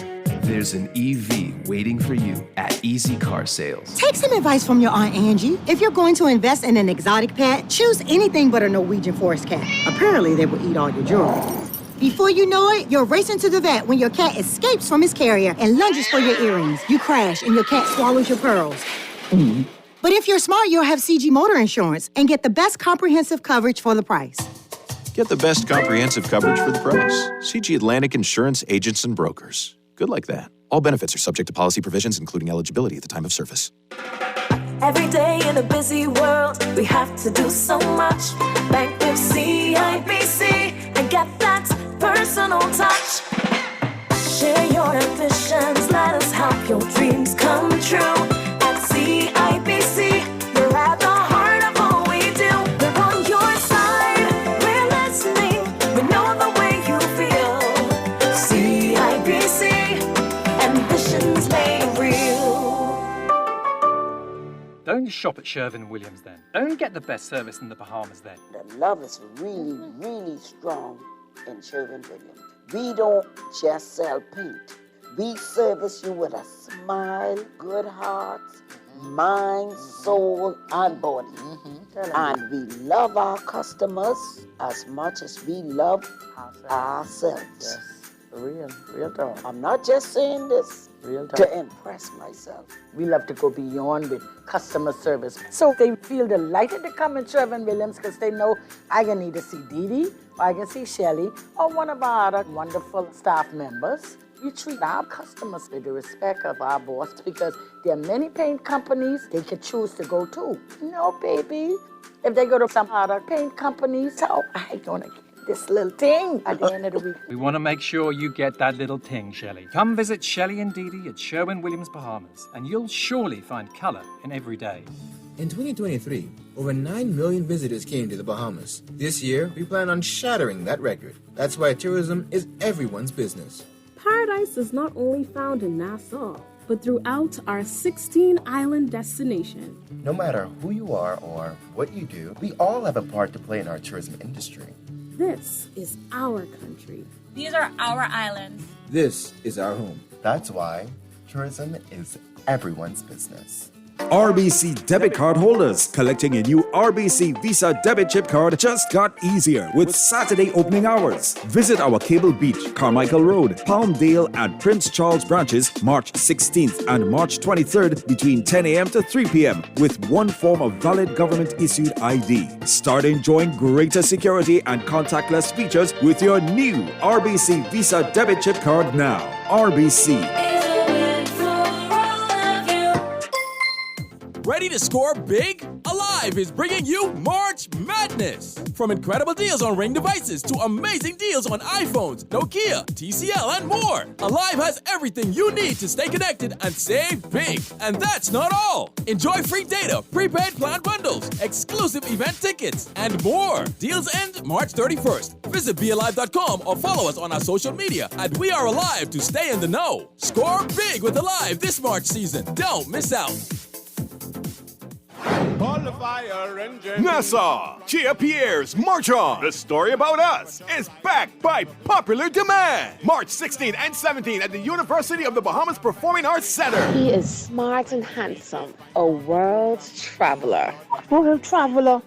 Please, that boy being in London and Spanish girls. She's so special, and it's a real hit. She really special for true. First time I ever know synthetic hair is growing a human's hair. It will keep you at the edge of your seat. Boy, you sound like you done lose your pride. Who tell you ain't proud to be Bahamian? With our signature scandal you love. You mad because I got a woman to love me for free. And you gotta pay for that. Tickets available at Carter's Essentials Marlin Marathon. Chia Pierre's March On. The story about us is backed by popular demand. They just don't trust Chinese restaurants, but owned by Bahamians. When you look, the sweet and sour pork come with peas and grits. Oh my. You can't miss it again. March 16th and 17th at the University of the Bahamas Performing Arts Center. It's Easter time again, and it's time to stop by Paradise Fisheries, located at number 16 Harley Street, Mount Royal Avenue. We are now accepting those large orders for fish fries on Good Friday. So give us a call today at 325-3301 or stop by our stores between the hours of 9 a.m. and 5 p.m. Monday to Fridays and 9 a.m. on Saturdays. Paradise Fisheries, still your one-stop shop for all of those Easter desires. Every day in a busy world, we have to do so much. Bank with CIBC and get that personal touch.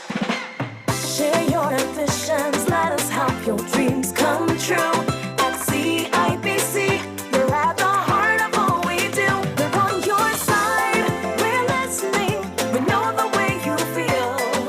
CIBC, ambitions made. This is Guardian Radio 96.9 FM. Fresh news, smart talk, all day.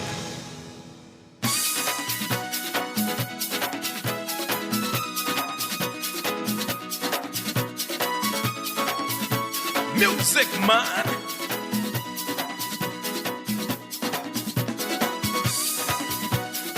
This is not a golden rule.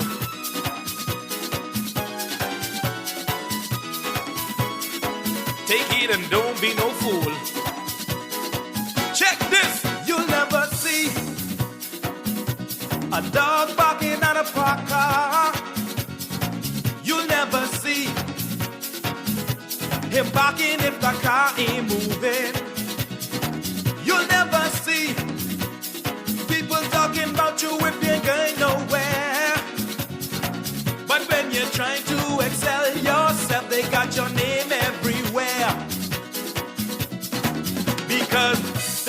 paka paka. No way. Come on. The only We are back here with Morning Blend on Guardian Radio 96.9. Dwight Strong with you on this Friday morning. Okay, we're changing gears. We are with our monthly segment with the Bahamas Humane Society. Percy Grant's in studio with us. Good morning, sir. Great to have you with us. Good morning, Dwight. Good morning, Bahamas. You're telling me some disturbing stories off air.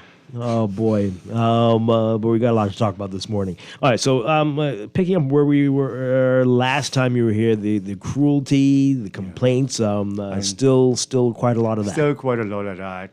Operation Potcake went well. We're seeing a little results, but we're still seeing a lot of those dogs that were missed during Operation Potcake. Unfortunately, they started to have their young ones, and so there's now another little explosion. So we've had a lot of animals dropped off. Kittens now are coming in often, as well as puppies. So we're trying to get to those mothers and have them spayed and neutered as quickly as possible. Mm-hmm. We are encouraging the public, to please get the animals spayed and neutered. We're trying our best to keep the nuisance down. You know, we have lots of complaints in neighborhoods, particularly close-knit neighborhoods that have issues with noise and nuisances of dogs.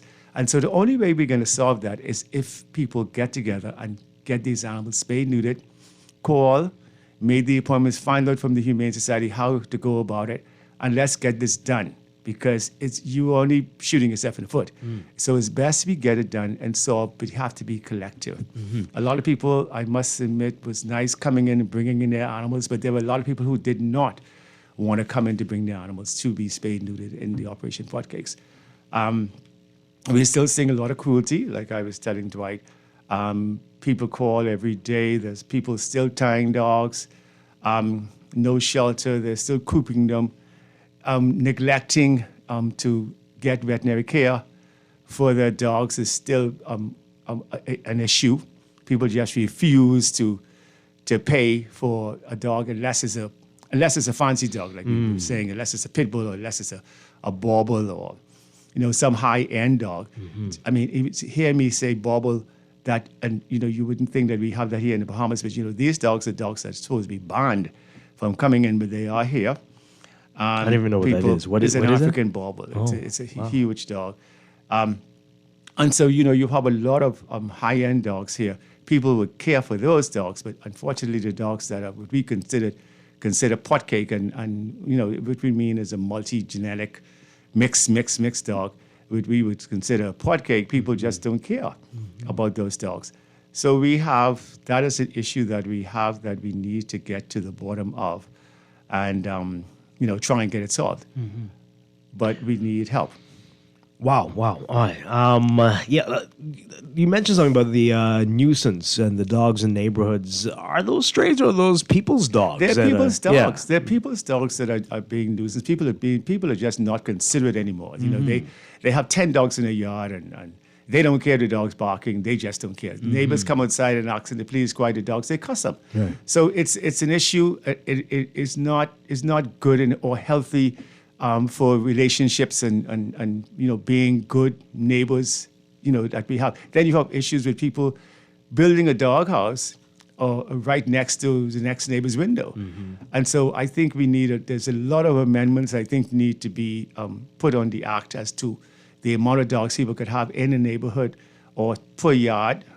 We also need a fencing, making sure that we have a leash law that people have to keep their dogs in. Mind you, there are laws that dogs wandering or dogs out of control. Right. There are laws on our books that having an unlicensed dog, you could be fined $250. That's another issue. Having a dog without a collar or identification tag is supposed to be $50. Okay. Oh, wow. These are existing laws. Keeping a female dog and not getting a spayed, having what we call this indiscriminate breeding, and be $500. That is a current law? That's a current law. Oh, wow. Yeah. And then so you have half the country's getting locked up. Yeah. Then you have upon receiving, upon receiving notification. I mean, if there's a warning by a law enforcement to keep an animal from being a public nuisance, And if it continues, there could be another fine of $500. Having a dog at large roaming the streets, $250. You know, so there's so many things. Unrestrained dog in a public place, $50 fine. Allowing an entry of a dog in a place which is not public without permission is $50. Having a dangerous dog out of control, a dog that is dangerous or deemed dangerous, and meaning that the dog is known to be a biter and probably has attacked before, is $500. You know, so there are laws. We do. When was the last time any of these were enforced? That's what I'm saying. That's the issue, is the enforcement of laws. And then now the new amendments are saying the failure to microchip your dog will be $100. Having inadequate water-sheltered movement, a dog can't, not properly kept is $200. Okay, now those are tell us about those. Those are proposed changes. Those are the laws. Those are laws. The new amendments. For this, in fact, we're now on the. And give us the full name of the act that you were looking at there. This is the Animal Protection and Control Act of 2023. But there's the amendments, and the amendments really talks mostly about the microchipping. Okay, so any licensed veterinarian may insert a microchip in a dog. Where a microchip has been inserted in a dog, a director issued a microchip, the dog is then for license. Mm-hmm. So if we get into that, that would be a great help, particularly in identifying dogs and issues, particularly if a dog gets in problem. Mm-hmm. The dog bites somebody, you know whose dog it is, without the argument in court as to, it's not my dog. So this is proposed that become mandatory, that you microchip? Yeah, that's going to become mandatory, the amendments, and we just need to get, when it's all boiled down and done. Okay. But there are laws, but there have always been laws, but the issue is enforcement, and I guess it's as simple as having a seatbelt law, it has to be enforced. Mm-hmm. And we really, we had a lovely PSA from the police department, I think a couple of months ago, on the laws and telling people that, what's against the law, but we're not having the cooperation around the whole, we're not having that. So when civilians call stations or police stations, they're not always satisfied with the results. They're put off, it's not us, call the Humane Society. There is the Canine Control Unit of the Ministry of Agriculture and Fisheries, who is responsible for dogs, stray dogs, and also trying to uphold the laws with animal cruelty. There are animal wardens there who are supposed to be going around and doing complaints. Because, we like animal police officers who go out and, check on issues with dog biting people or something like that. Mm-hmm. But we just need to have everything enforced. Of course, education is another big thing. We have to get the teachers on board. I must admit, I admire the new primary schools. In recent times, they've been getting tours. The kids have been talking about animals and learning about animals, and so that's good. And I think it needs to be continued to be done, and we need to get a lot more education in our schools. Yeah. All right. How much is it to license a dog? It's $10.50. $10.50. Yeah. That's less than some dog foods out there. Yeah. And that's to be paid annually? Yeah. Yeah. Okay. It's an annual. Yeah. Mm-hmm. It's a tax. Who do you go to? Ministry of Agriculture and Fisheries. Yeah. Okay. And you buy your license every year, and it's a tithe. Now, the microchip will then be added to that or replace that, but it will be what we're trying to get to achieve. Incorporated into it? Incorporated. We're trying to achieve that identification. We need to have, everybody needs to be identified. There are many times you see dogs are stolen, and the only way you could get it back, most of the times, we find it if the dog have a chip. We know exactly who the owner is. People say, "Oh no, I bought this dog from such and such," but if we know exactly, how or where the dog come from or who is the original owner. Yeah. Lots of found dogs now, lots of dogs being stolen, particularly house dogs. But that's normal, though. That's normal. People need to contain their dogs in their properties. And issues with dogs being stolen, issue with dogs being poisoned is another story where people fail to keep dogs in their properties. Dogs are poisoned, not necessarily intentionally, because sometimes in the next day we may be using products, like example, a weed killer or snail bait. A dog gets to it, and these products will affect the life of the dog. The dog will die, and so people need to be cognizant of that keeping their dogs in their properties and fixing holes along the perimeters of the fencing. And also closing gates when they leave the premises, Yeah. We're getting some text messages here. You can text us as well, folks, 422-4796, or call in 323-6232, 325-4316, 325-4259. We're talking with Percy Grant with the Bahamas Humane Society, which is not a government entity. Not a government entity, private nonprofit. We have been non-profit. We have been not making money forever, but our main areas are just trying to get donations continually. We do assist the public always. We people come in that they can't afford to pay in full. We give them leniency to come in and bring us something toward the products. We don't. We give out when we have it. We give out food on a Tuesday. We have a food bank where we try to assist the public with feeding of animals. We've done a lot of public, social work. We do a lot more social work than I think anything. One time we had an issue where somebody was sick and they had to go in hospital, and then we had to go to the house every day and feed the dogs. So we do a lot of outreach programs like that. So this is the reason why we are so always needing funding, always needing donations. We're not automatically funded because you think we'll be supported by rich and famous people. That's not true. We get funding through fundraising, and we have a thrift shop, by the way. We have a wonderful thrift shop that everybody comes to. We sell products, clothing, houseware, and so that's a help. But we also need your continued donations. Let's take this call. Good morning, caller. You're on the air.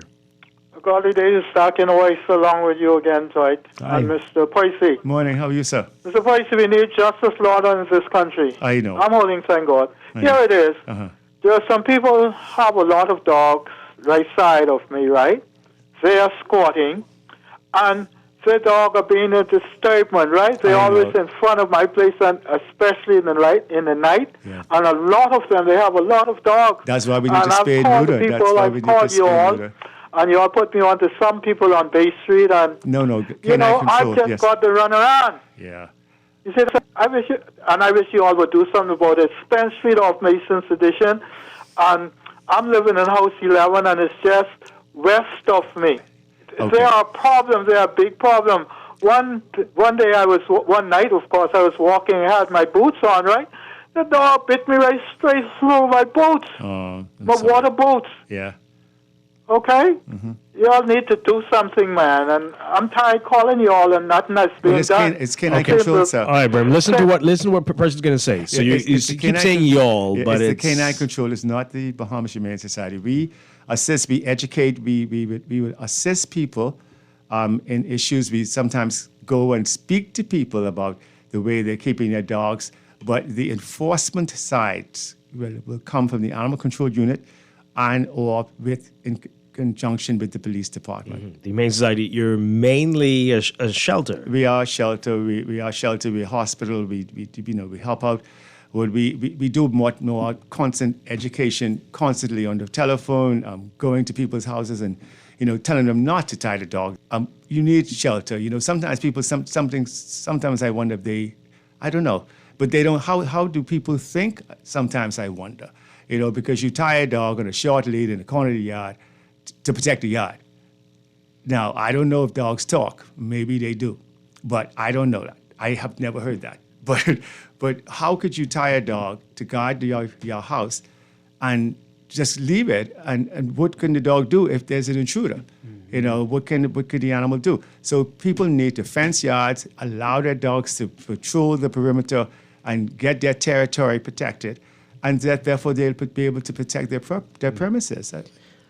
Wow. Canine Control Unit, though, you don't hear much from them. Do they, promote PR? Do they do anything at all? There's no PR with Canine Control, but it is an existing unit of the Ministry of Agriculture and Fisheries, but it's adjacent to the Humane Society, actually, right in the Botanical Gardens properties. Mm-hmm. And they've been there for many, many years. It used to be called the Dog Pound. People, I think they should remember the Dog Pound. It's now Animal Control. Mm-hmm. And it's under the Ministry of Agriculture and Fisheries.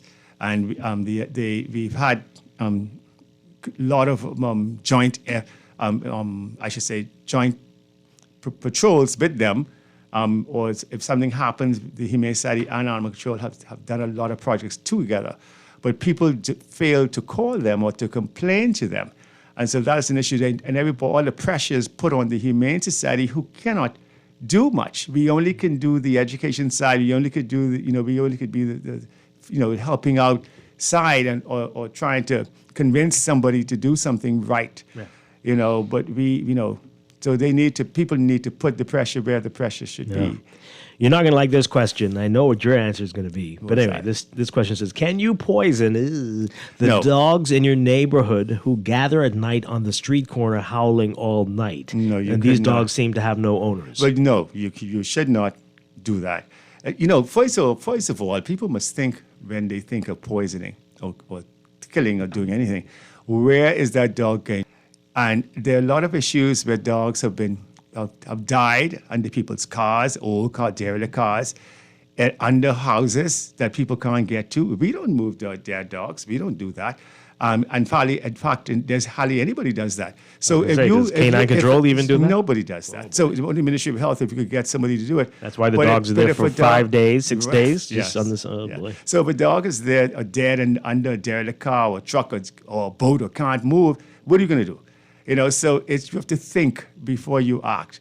It is easier to try and get the authorities, call the Canine Control Unit, and try to get the dogs from the area, and also find out who owns the dogs, because these dogs have roamed from their premises, and probably is howling all night. So that's an issue, and I understand, and I really I do understand your issue. But if you can't determine who owns it, Canine Control would be the people to call? Yes, Canine Control, yes. Let's take this call really quickly. Good morning, caller, on the air. Hi, morning. How you doing? Doing well. Good morning. Good. With reference to the gentleman who called a while ago about the dogs in his neighborhood, right? Mm-hmm. Mm-hmm. Turn on your radio for us, please. Mm-hmm. Okay, Okay, so what I'm calling about is, if that's the same person, what I am thinking about, he used to travel with a dog, I believe. And one time he was in Kelly's with his dog. When Kelly's was on Bay Street, this long years ago. Mm-hmm. And his dog bit my mom inside the store. Oh, wow. And she had to go to the hospital and everything to get the shot. Right. So, he's talking about dogs with neighbors, but when he travels with his dog, and I believe that's him, if that was Brayman, his dog bit my mom. And at that particular time, my mommy could have sued Kelly's, because here it is, he in there with a dog, and the dog attacked a customer. Right. And nothing ever came out of that. So when he is speaking, he needs to remember stuff. Well, yeah. Thank you. All right, thank you. Well, oh boy. I know there's so many issues with that, particularly with help the situation dog in attacks any way. and stuff. But if you are attacked by an animal, the issue is to make it a legal matter. You usually should go to a doctor to get a shot. First of all, you should clean the wound, because dogs' teeth carry a bacteria, so that's important. That when you, instead of panicking, you need to try and scrub that wound as much as possible. Clean it with some saline or something like that to get that bacteria out of there, and get yourself to some healthcare facility and get a tetanus shot and let the doctors look at it. They can't stitch it because, you have to let the area drain out. They may be able to stitch just a piece of it depending on the length or the how bad it is. But that is an issue. But if it is a neighbor's dog, then you need to get a medical report, and then you need to go to the police station and then make an official statement. Texter's asking, is it lawful to have dogs kept in concrete kennels in a residential neighborhood? Well, keeping a dog coop once is adequately ventilated, and that's the issue. So therefore, this is where canine control comes in. We assist with inspecting of what it is. You have people who would put dogs in a coop, so to speak, with no proper ventilation. And we've had many times on doing summers where we had to go and deal with matters that assist with canine control with this type of issue. Whether it's concrete or whether it's wood, in any situation, if there's an issue, you need to call the proper authorities, which will be the canine control unit and the police, as if, depending on what the issue is, other than just being a concrete. I don't know, that the structure is not and void. It depends on how the animals are kept, if it's ventilated properly, if it's clean and hygienic state, which of course will be inspected by canine control units. So it depends. It really depends, sir. Yeah, well, asking for the number for the canine control 325-1173. 325-1173. 1173. And I'm sure you'd recommend they have patience if they're going to call. Yeah, patience. I mean, I've tried that before. If you stand in the lobby, Humane Society, the phone rings. 100 times, 200 times a day, every minute the phone rings. So people call constantly. So that's an issue. Wow. Okay. What's the fine? Do we do this here? We know that in other parts of the world, you have to pick up after your dog if you're walking them. We don't have those laws There's here, no fines for that, and I know what you mean. People should take care of their dog. They should carry their bags on their side, and in gated communities. It happens. I know on the street. It really something needs to be looked at as picking up after the animal. Yeah. Don't hold your breath for that one, I suspect. But it definitely should. Yes. Any other concerns that you have in our final few minutes, Percy?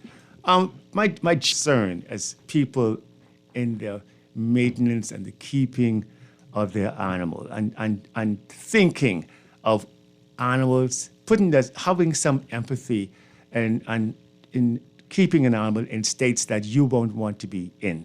Example, tied on a short chain without shelter in a corner of the yard. Summer is coming up, so that's going to be an issue. We're going to have heat strokes, a lot of heat strokes going on. So people need to be cognizant of that. And please, if you are going to have a dog, have your yard fenced in. If you're not going to have your yard fenced in, do not have a dog. It's better for you not to have an animal. But if you are, use your camera surveillances for protection. But if you are going to have an animal, you need to have a fenced in yard, and you need to have it properly, cemented around the perimeter, and proper gates, and also closing the gates, having that routine thing of when you leave your yard, close the gate behind you. And not a low fence or wall. These dogs are very good at hopping over walls these days. I know. They're like cats now. I know. All right. So people, is there another way to reach canine control unit? I know that is very difficult to get through. Ministry of Agriculture, you could call it the headquarters, which is 397-7450, and find out from them how, to get to the canine control people. Yeah. Percy Grant, always a pleasure. Thank you so much for being here. I don't want to go back to the calls because I suspect you're going to get into a back and forth about whose dog bit who, I can imagine it's going to get. That's constant.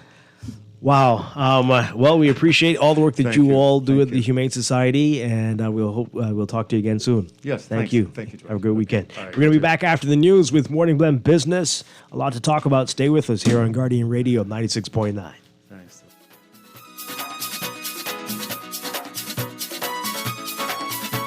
Music man.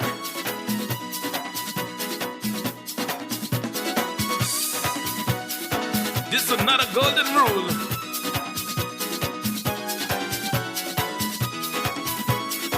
Take it and don't be no fool. Check this, you'll never see A dog barking at a parked car. You'll never see him barking if the car ain't moving. You'll never see people talking about you if you're going nowhere. But when you're trying to excel yourself, they got your name everywhere. Because dog don't bark at parker. No way. Come on. The only time we can start barking is when the car start moving. Huh. Hey, I say, dog don't bark at parker. No way. Boy, she thinks she better than people. The only time we can start barking when the car start moving. That's true, but people do, you know. Huh. I know you're trying to think. This Easter, from March 29th to April 3rd, witness history in the making at the Betty Kelling-Kenning Aquatic Center. Cheer on dive into history, swimming our way towards a 6th straight victory at the Carifta Aquatics. Feel the thrill of competition as 500 athletes from 24 countries from across the Caribbean converge in the Bahamas for the championship title. Immerse yourself in the greatest youth athletic spectacle being held in the Bahamas this year. Watch live as champions are born, records are shattered, and dreams are realized. The Carifta Aquatics isn't just a competition. It's a showcase of the future of swimming right in the heart of Nassau. Mark your calendars. This Easter, March 29th to April 3rd, the Carifta Aquatics at the Betty Kelling-Kenning Aquatic Center. See ticket information and full schedule at cariftaaquatics.com. See you at the poolside. You've heard of electric cars. Now it's time you drive one. Easy Car Sales welcomes you to experience the power and prestige of the latest electric vehicles. Plug in at home for a 65% discount off your gas bill and never get stuck at the pump again. Build your dreams of a better future BYD EV. Visit easy242.com to book your free test drive today. Save your money while driving in style. Only at Easy Car Sales. We need to talk. And it's about something pretty important, your NIB contributions. For nearly 50 years, NIB contributions from hardworking Bahamians have supported families and individuals alike. But Bahamian families have changed. Families are having fewer children. This means less workers are entering the workforce and making contributions. And with Bahamian retirees living longer, pension payments have also increased. As a result, payouts have gone up, continuously exceeding contributions coming in, resulting in a deficit. That's why, starting on July 1st, 2024, both employers and employees will have to pay a little extra to sustain this national lifeline. The July 1st rate increase is our way of ensuring that NIB benefits are available for generations to come. We all have a role to play, and it starts with investing in tomorrow today with NIB. Every day in a busy world, we have to bank with CIBC and get that personal touch. Share your ambitions, let us help your dreams come true. At CIBC, you're at the heart of all we do. We're on your side, we're listening, we know the way you feel. CIBC, ambitions made real. This is Guardian Radio 96.9 FM, Nassau, Bahamas. Is Guardian Radio, your station for up-to-the-minute news, intelligent, interactive, and engaging conversation. 96.9 FM. The views and opinions of the hosts and guests are their own and do not necessarily reflect the position of the management and staff of Guardian Network. It's a new day. Wake up. It's a new day.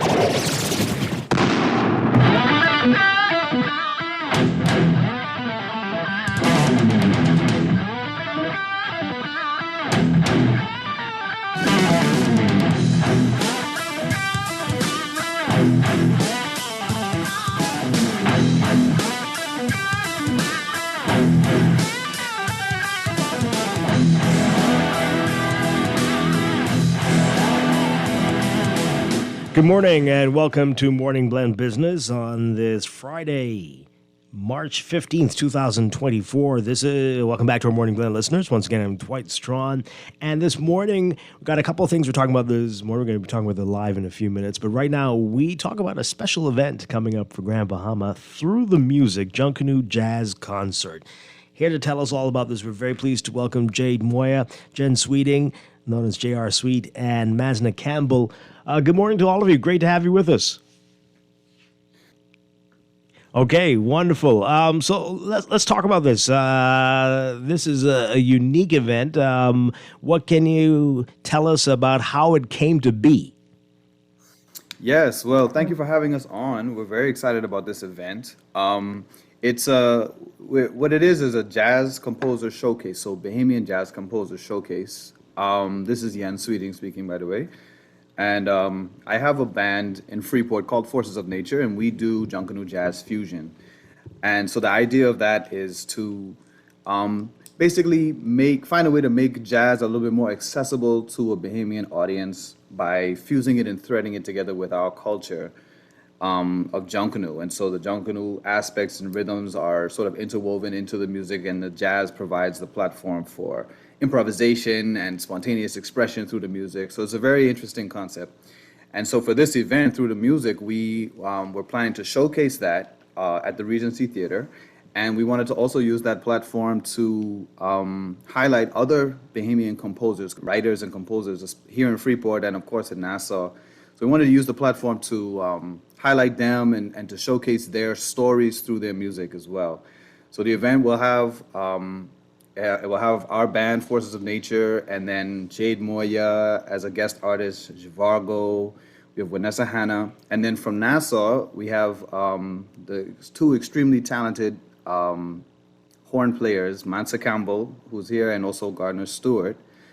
And the promise is that it's going to be a pretty exciting event, all original music composed by us and by the guest artists. And it's going to be an amazing time. Oh, man, this sounds great. So many questions based on what you just said, Jens. All right, so Junkanoo Jazz. I'm trying to picture it, but tell us more about that. Tell us more about that, and then we'll talk to each one of you about what you're going to offer. But describe that to us. Yes, well, so I'm born and raised from Freeport. But I did go to the United States to study music and to study jazz. So I studied in Boston and also in New York. Things about jazz, why I love this art form, is because it's a living art form. It's organic and it's constantly evolving and changing. And one of the most unique characteristics about it is the fact that when jazz comes into contact with other cultures, that culture tends to manifest itself through the jazz. So, for example, you go to Cuba, you listen to Cuban jazz players, you hear Afro-Cuban jazz. If you go to Ethiopia, you hear Ethiopian jazz. If you go to Japan, there's Japanese jazz. And so jazz is very fluid and flexible in that way. So for us as Bahamian jazz musicians, the idea of Junkanoo Jazz it's just sort of a natural expression of how we play the music. The Junkanoo sort of comes out. And so there's this sort of cross-pollination of the cultures between jazz, which is essentially an American art form, and Junkanoo, which is Bahamian culture. They cross-pollinate to create this fusion. And what's been the response to this from Bahamians and from others abroad? The response has been extremely positive. I mean, because it's something interesting, it's unique, but it's also kind of familiar. People really enjoy the music and really, because there's just the Junkanoo side of it, and so it's almost like jazz you can dance to, but then what's really special about it is that it sort of creates this backdrop, creates this opportunity for us to be more expressive with the music through the improvisation and through more intricate harmonies. And so it creates this really unique blend. And so people have really, really taken to it in a very positive way. So I've been working on this concept of Junkanoo Jazz for maybe about 7 years. This particular event that we're talking about today, we've been conceiving it for a little under a year now. But we have been playing Junkanoo Jazz around the Freeport area for the past maybe 2 years or so with my band Force of Nature. And the reception has been extremely positive all around. That's kind of one of the motivating things to make us want to organize an event on this scale to promote the concept. Amazing. Wow. Jade and Mansa, let's talk about this. So there's all going to be original music. Tell us about that and what inspires you all. Good morning, everybody. What inspires me is pushing the envelope in terms of what's considered Bahamian music, with an international sound, so to speak, that can reach different parts of the world. That is uniquely still Bahamian from our perspective. What pushes me is leaving something behind for the other generations, so they can look back and see that, hey, we have something special here, and they can build off that foundation that we've laid for them. So that's what kind of pushes it for me to have that for people coming up after us. And what can people expect from you at the concert? Well, I'm a trumpet player, so you're gonna hear some really nice, some really nice sounds from me. I've written a song called Bahamian Love Song, and that song is about our love for our country, brotherly love, sisterly love, especially in the times that we're living now. You see what seems to be chaos in the streets, and I think it's time for everybody to exactly what, because this is all we have to preserve this country. Yeah, wow. Jade, what about you? Yes. What inspires me? I think just growing up in the Bahamas and having a love for the arts and understanding that there's such a need for the further development of the entertainment community. I think that's what motivates me and inspires me. And then also just the pure fact that I just enjoy doing music and performing and singing. It's healing for me, and I know that music can be healing for a lot of other people. So I think that's definitely my motivator, is just, allowing people to feel something, feel or trigger some type of emotion that prompts them to think about certain things. So I think those would be the two main things that definitely keep me going. And what can we expect from you on the 23rd? So I'm going to be singing a few, or helping out with a few of the songs, and harmonizing, doing some background vocals, and performing one of my original pieces called We Will Rise, which is a song that I wrote after Hurricane Dorian. I wasn't here in the Bahamas when, and not in Freeport when Dorian happened, but, had a lot of family and friends that were affected by it, and just wanted to create a song that was just gonna foster hope for people, and not just for that time. The idea was that it was just gonna be a song that was gonna inspire and motivate people, and create hope for some people. So I'm excited to perform that. And this is going to be my first time performing it with a live band. So Wow. I'm very excited about it. Wonderful stuff. All right, so we're going to get details about the concert in just a bit. I want to ask you, though, there seems to be some renewed focus on the arts now in the Bahamas. You're talking about a performing arts school, but for some, there's not enough attention on this. And Jade, you mentioned how important this is. Are we getting it? Do we get it? Do we understand the business of the arts as well? What's your perspective on this? What do you all expect? I think we're starting to get the idea of it. I think just as many things happen in the Bahamas, I think there's usually a center attention on Nassau and what's going on there, and then it kind of trickles down to other islands. So just being in Freeport, I think we also see that there is more of a desire slowly growing, and an appreciation slowly growing for music, entertainment, and people are starting to understand the importance of it. But it's still a slow crawl, and that's why, it's important for people like us to create the events like this, for people to really truly understand and see more of it in person, and to be able to interact with the artists and understanding their stories and their life, and understanding that this is just it's just not just a hobby, it's something that we put our whole lives and effort into. So I think over time, as we continue to do these things and interact with each other as artists, and just go after our work and our art and, pursuing those things, it just starts to, I guess, become more real for people, Jens, Masno, what are you all thinking? Yeah, definitely agree with Jade. There's definitely a big culture for the arts in the Bahamas, and I think that it's talking about the business aspect of it, like Jade said, like it's definitely very prominent in Nassau, and I think Mansa, who lives in Nassau, can definitely and works as a musician there. He can speak more to that. But I know that there's a lot of different events that are starting to bubble up, which is good to see because I think people are starting to become more aware of how the important role that music, live music, and live entertainment events, what it plays in the culture is more than just entertainment value. I mean, that's part of it, but also the fact that it's something that sort of expands consciousness and can uplift and bring hope to people, and it's a big part of our culture, and we want to be able to, because so much of life in the Bahamas is about sharing our culture with people who are not from here, people who come to visit, and so forth. And so this is part of that. So, for example, they have the Eleuthera Jazz Fest, which they have just started up again. They used to do it in sort of like the 2010s. 2019 was the last year, and then they stopped it with COVID and all that. This year is the first time they started that back up again, so that's very exciting. There's all kinds of different musical events in Nassau, and even here in Freeport, like there's so many. I feel like it's known that there's just so much talent right here. It's sort of like untapped potential. And there are a lot of people around the island of Grand Bahama who are doing a lot of work to try to create the spaces to highlight these artists.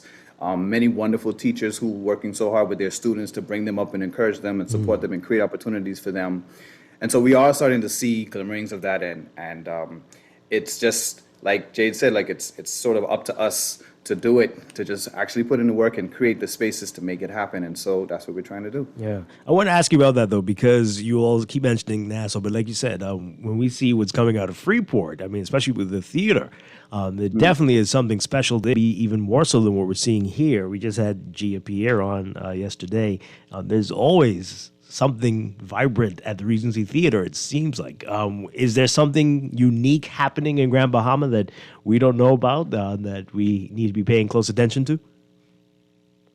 I mean, I would say yes. I would say yeah. It's happening next Saturday, March 23rd. Right. Another example, right? Yeah, exactly. Yeah. Mm-hmm. Okay, well, that's great. That is great stuff there. So let's talk about it. Well, what do people need to know who want to be a part of this? And do you plan on taking this to other parts of the country outside of Grand Bahama? Yeah, so we definitely have aspirations to take this to other islands in the country, and and even beyond that. Like, we definitely don't want to put a cap on the potential of where we could take this idea, but we definitely want to try to expose it to as many people as possible. So, talking specifically about this event now, so like I mentioned, it's at the Regency Theater next Saturday, March 23rd. And the event is gonna 6, and so we're gonna have a reception at the beginning, which will be about an hour and a half. And it'll be sort of a social mixer. We're going to have food and hors d'oeuvres provided. There'll be delicious sushi and other kinds of finger foods and stuff. We've partnered with the Bahamas Distilling Company, who they're very interesting in that they've innovated sort of a lot of different kinds of locally brewed. They have a brewery here in Freeport, and they brew different variations of popular drinks, gin and rum and so forth, but infused with different kinds of natural herbs and flavors that are sort of native to the Bahamas. So we partnered with them, and we've created an original Junkanoo Jazz cocktail. Then we're going to be serving that as well at the reception. And the concert itself starts at 7:30, and we will be performing, like I mentioned, all live music. It's going to be on the stage, and there's also going to be a video wall displaying videos which are going to sort of complement the themes of the music that's being presented. The themes of the show are Dorian, like Hurricane Dorian, and then the resilience, the overcoming. There's love, there's nostalgia. These are the main themes that are going to sort of be threaded through the entire presentation. And then there's also a local artist, Matthew Wildgoose, and he's a wonderful visual artist painter. He's going to be on stage with us while we're performing, creating a painting in real time, his interpretation of the performance in real time. Wow. Okay, that sounds And pretty at good. the end of the show, we'll be raffling that painting off to a lucky winner. So when you come to the show, keep your ticket stub, and then you might be the winner of that painting as well. So this is a really exciting event because what I really love is the idea of all these different kinds of artists coming together to create something like this. We have the visual arts, we have the musical arts, we have the culinary arts, mixology arts, if you want to call it that. Really trying to showcase and demonstrate how different artists from different perspectives can come together to create something really exciting and unique. Excellent, excellent. And where do you get tickets from? So And how much are tickets- the tickets as well? Yes, so we're selling tickets $75 for VIP, $60 for general. With the VIP, you get preferred seating, the VIP seating, and then you also get a complimentary drink, complimentary Junkanoo Jazz drink along with that. And so you can purchase tickets online at our website, forcesofnatureband.com, or you can go in person to Lignum Vitae Market and Cafe, which is Jade's business, and she can talk about that a little bit more. But that's located off Midshipman Road next to Bell Channel. Or you can purchase tickets the night of at the door. But tickets are definitely selling fast, so we highly recommend you pre-order if you can. Okay, excellent, excellent. And really quickly, want to ask all of you, each one of you, advice that you'd give to young artists, musicians who want to do original work as well, and maybe not so young. But what would you say to them? And who might be looking for collaborations as well? One thing I would say is, and that's one thing that I've learned, coming up and studying through college is to do your research. Listen to people that inspire you and to go, all in with it. There's no other way to do. I would say, to do music, you got to put your heart and soul into it.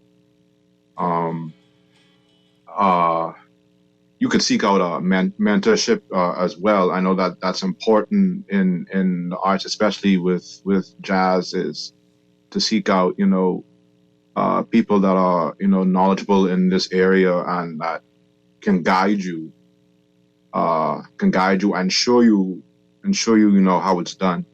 So that's another way. Mm-hmm. Jade, Jens? Yeah. I would say, go ahead, Jens. Sorry. Well, yeah, no, I mean, I definitely agree with Mansa, especially for young musicians, young students studying music, listening to the music that you love, saturating yourself with it, immersing yourself in it. That's the best way, because music is a language, and to learn, to become fluent in any language, you have to speak it, you have to immerse. So that means listening to music constantly and playing music constantly. To go seek opportunity to see music live and experience live music, experience those musicians, go and talk to those musicians after the show. Because most of the time, musicians would be very happy and delighted to talk to younger people and students who are aspiring to that level.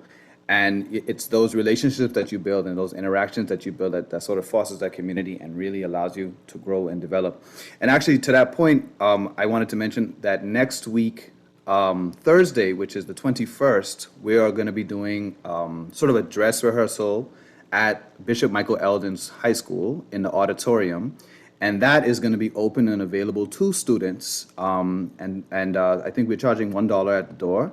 So all students are welcome from all schools. Wow. Okay. And because we want to create the opportunity for them to come and sort of get the exposure and have the experience of seeing the music and interacting with the artists and the musicians. So that'll be next Thursday, the 21st at 4 p.m. at the Bishop Michael Eldon Auditorium. Wonderful, wonderful. And Jade? Yes. Okay. My advice: to not be afraid to start and not be afraid to fail. I think sometimes fear can be our biggest obstacle. And I think with music, it can be a big block, because you have the idea of putting yourself out there. It can feel and be very vulnerable. And so sometimes as artists, we hold ourselves back because we're scared to share ourselves with people like that. So I would just encourage young artists to just not be afraid to put that music out there, because it does something for us as artists, just releasing that. And then it does something for the people that are listening. So just don't be afraid to start. And as you start and put things out there, you learn more about yourself as an artist. That's how you grow. Getting to see like how you can change and things that you might want to adjust or, make different or keep. That's how you kind of discover your sound and your voice in whatever form it is in, whatever that art form may be. So, yeah. Great advice there. One more time, Jens, just remind folks about what's going to be happening there in Grand Bahama on the 23rd. Yes, March 23rd, next Saturday at the Regency Theater. The event is called Through the Music. Doors are at 6 p.m. Junkanoo Jazz Concert. The reception will start at 6 p.m. There will be food and drinks available, and then the concert itself starts at 7:30.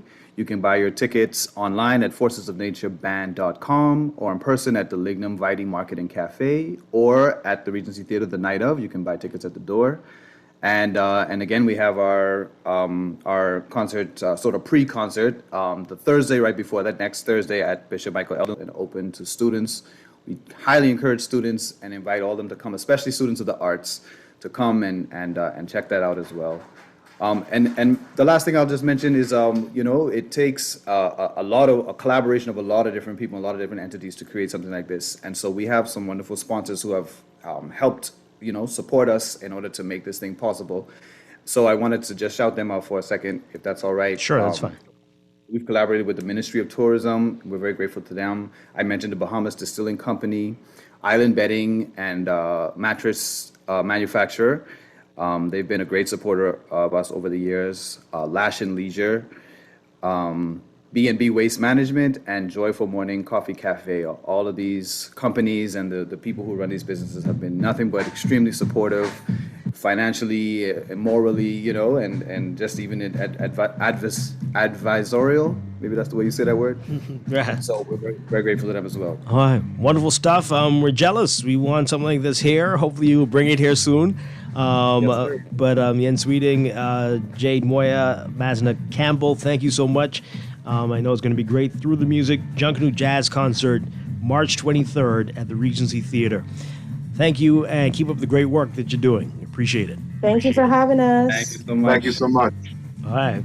We're going to leave you with some Forces of Nature music as we go to the break. Hey, this is Morning Blend Business on Guardian Radio 96.9. Stay with us.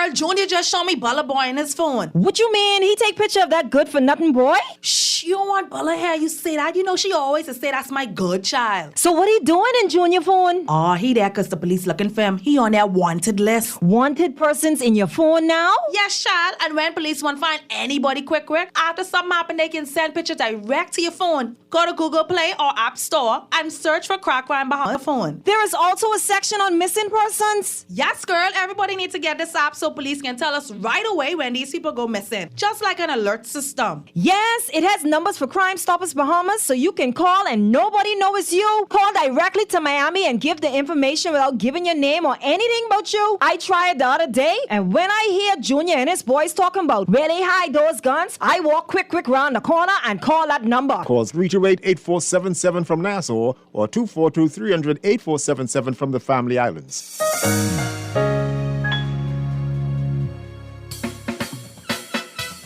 Do you have uncontrollable debt? Are you ready to make that move to Fidelity for a stress-free future? These loans have a built-in savings plan that pays you unbeatable interest. Ask about our debt consolidation loans today. Call 356-7764. Fidelity, we're good for you. Three-Way Productions presents Showtime at Nassau Cruiseport. Experience live performances every weekend. The local music, the infectious energy of Latin nights, the smooth sounds of jazz night, and a delightful evening of Bahamian music. March 15th and 16th and March 22nd and 23rd. Visit www.nassaucruiseport.com/events to learn more. Nassau Cruiseport, the place to be.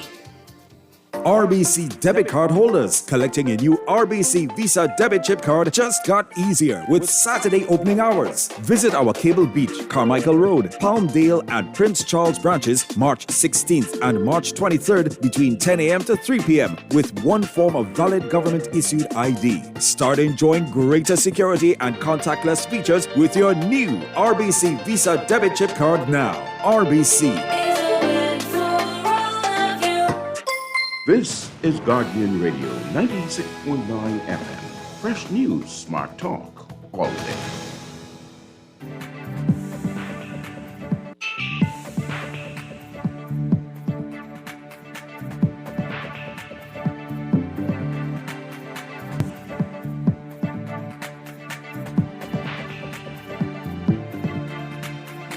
It's time for your morning business report brought to you by CFAL. The Bahamas Chamber of Commerce and Employers Confederation says that it doesn't want to assume too much on the increase in National Insurance Board contribution rates, creating a wave of redundancies, but hopes that no one has to be laid off as a result. Chairman Timothy Ingram telling Guardian Business that the Chamber has noted the projected increase in the rate as indicated by the minister. He said, quote, "We are concerned that this will possibly increase the cost of doing business in the country, but recognize that it is required to ensure the survival of the fund, which so many Bahamians depend on." Ingram also saying it's regrettable that action was not taken earlier to prevent such sharp increases since the potential financial deficit of the fund has been discussed in the past. He says they're urging the government and NIB to explore all other means which may be employed to ensure the viability of the fund. He says they're hopeful that increased economic activity can cause the projected rate to be reduced sooner than the current timeline suggests. The national insurance rate will increase by 1.5% and will rise by, it may rise by 1.5% every 2 years for the next 20 years. The Office of the Prime Minister saying no decision on that. No decision beyond the July 1st increase has been made as yet. An asphalt plant that will facilitate the construction of 163 miles of road on Eleuthera will be commissioned today in Rock Sound. Public Works and Family Island Affairs Minister Clay Sweeting confirming this yesterday. He explained during the weekly press briefing at the Office of the Prime Minister that the road work, which is a public-private partnership with the Bahamas Striping Group of companies and its subsidiary Caribbean Paving Solutions, constitutes an investment of more than $100 million for Eleuthera alone. Sweeting says Eleuthera's roads will not just receive a facelift, but will be completely reconstructed. Overseas, Nissan and Honda announcing today that they will work together in developing electric vehicles and auto intelligence technology. sectors where Japanese automakers have fallen behind. The chief executives of both Nissan Motor Company and Honda Motor Company appearing together at a news conference in Tokyo today to announce that Japan's second and third biggest automakers will look into areas with a potential for collaboration. The details on the non-binding agreement are the executives and the companies will develop core technologies together, but their products will remain different. Nissan CEO Makoto Uchida stressing that speed is crucial for the companies in developing technology solutions. Honda President Toshihiro Mibe saying that the companies have common values and could create synergies in facing their formidable rivals. The world's automakers are rapidly shifting toward electric vehicles, focusing on batteries and motors instead of gas engines as concerns grow about emissions and climate change. But Japanese automakers have fallen behind rivals such as Tesla of the US and BYD of China in developing EVs, partly because they have historically been so successful with combustion engine vehicles.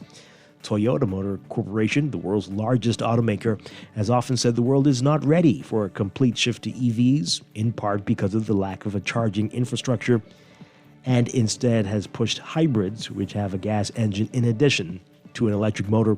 But Toyota, too, is expected to aggressively deliver on an EV push in coming years.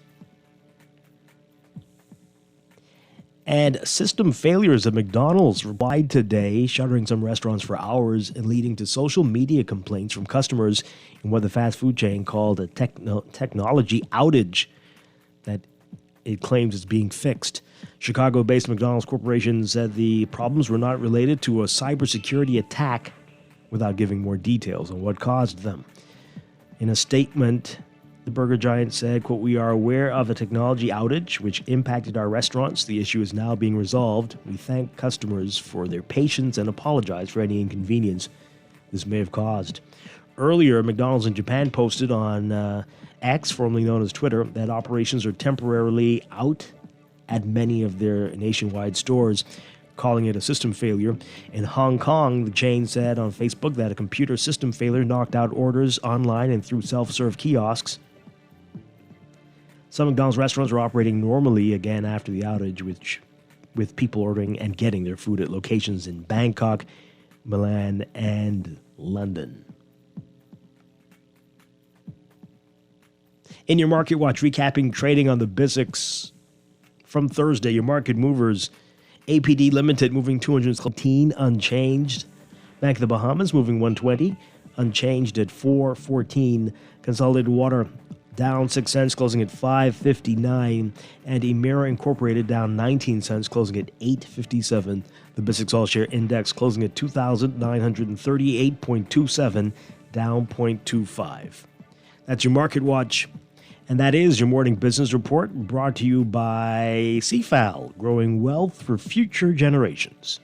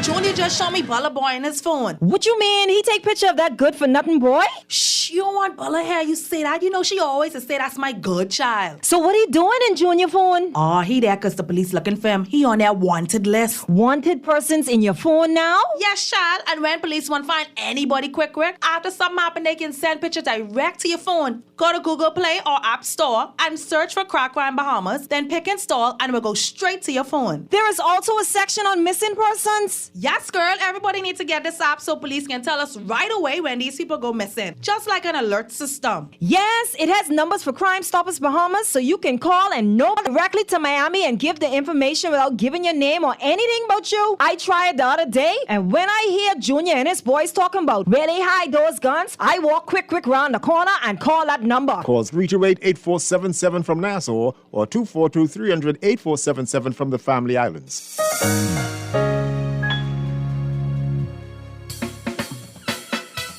Do you have uncontrollable debt? Are you ready to make that move to Fidelity for a stress-free future? These loans have a built-in savings plan that pays you unbeatable interest. Ask about our debt consolidation loans today. Call 356-7764. Fidelity, we're good for you. This is Guardian Radio 96.9 FM. Fresh news, smart talk, all day.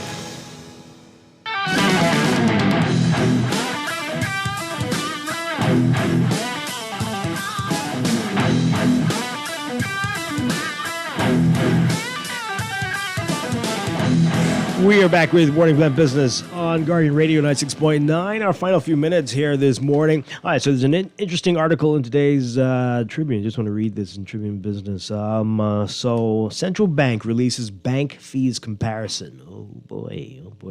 A comparison of bank fees has been released by Central Bank showing costs across financial institutions, principally for transactions related to deposit accounts and the maintenance of credit services. For late payments, the regulator considered late fees on credit cards, personal loans, and mortgage payments and found Fidelity to have the lowest costs in all areas. RBC, Scotiabank, and First Caribbean with the highest credit card fees. RBC and RBC Finco with the highest mortgage late fees, and Commonwealth Bank with the highest fees on personal loans. According to the article here, that report says Fidelity Bank's costs remain as the lowest and also maintains the lowest charges for late or missed credit card payments. RBC, Scotiabank, and First Caribbean all placed highest as it relates to late credit card payments and fees, credit card fees. RBC and RBC Finco follows with the costless fees in terms of mortgages. Further, Central Bank, it says Commonwealth Bank, ranks the highest in arrears or late penalties on personal loans once the principal and interest payments exceed a specific threshold. For domestic service costs, the Central Bank report considered 4 groups of consumers: students, retirees, adults, and checking accounts with an average balance of $500, and adults with savings accounts with an average balance of just above $1,200. The regulator found that Commonwealth has the lowest fees for student accounts. However, the bank does not provide ATM cards for student accounts to encourage savings and eliminating the associated fees. There's a whole lot more on this. These are some of our good sponsors here, but you can read all about it in today's Tribune there, so let's pick that up, and that's interesting, or you probably can find it on the Central Bank's website as well. So things to think about. Again, you're the consumer, you got the power, and that is very interesting today of all days, because today is a special day. It is World Consumer Rights Day. And, that's the theme. Do you know your rights? So you've got the power. Shop around for the deals that work best for you. And let them know that you aren't happy with it. You don't have to take it. And that applies to most things in life. So, knowledge is power too, right? So keep that in mind. That's going to do it for us today, folks. Have a great weekend. Be safe. We'll be back on Monday morning with more Morning Blend Business here on Guardian Radio 96.9. Dwight Strachan, have a great day, everybody. Stay tuned for On the Clock with Aaron Green coming up next. Wake up, it's a new day. Wake up, it's a new day.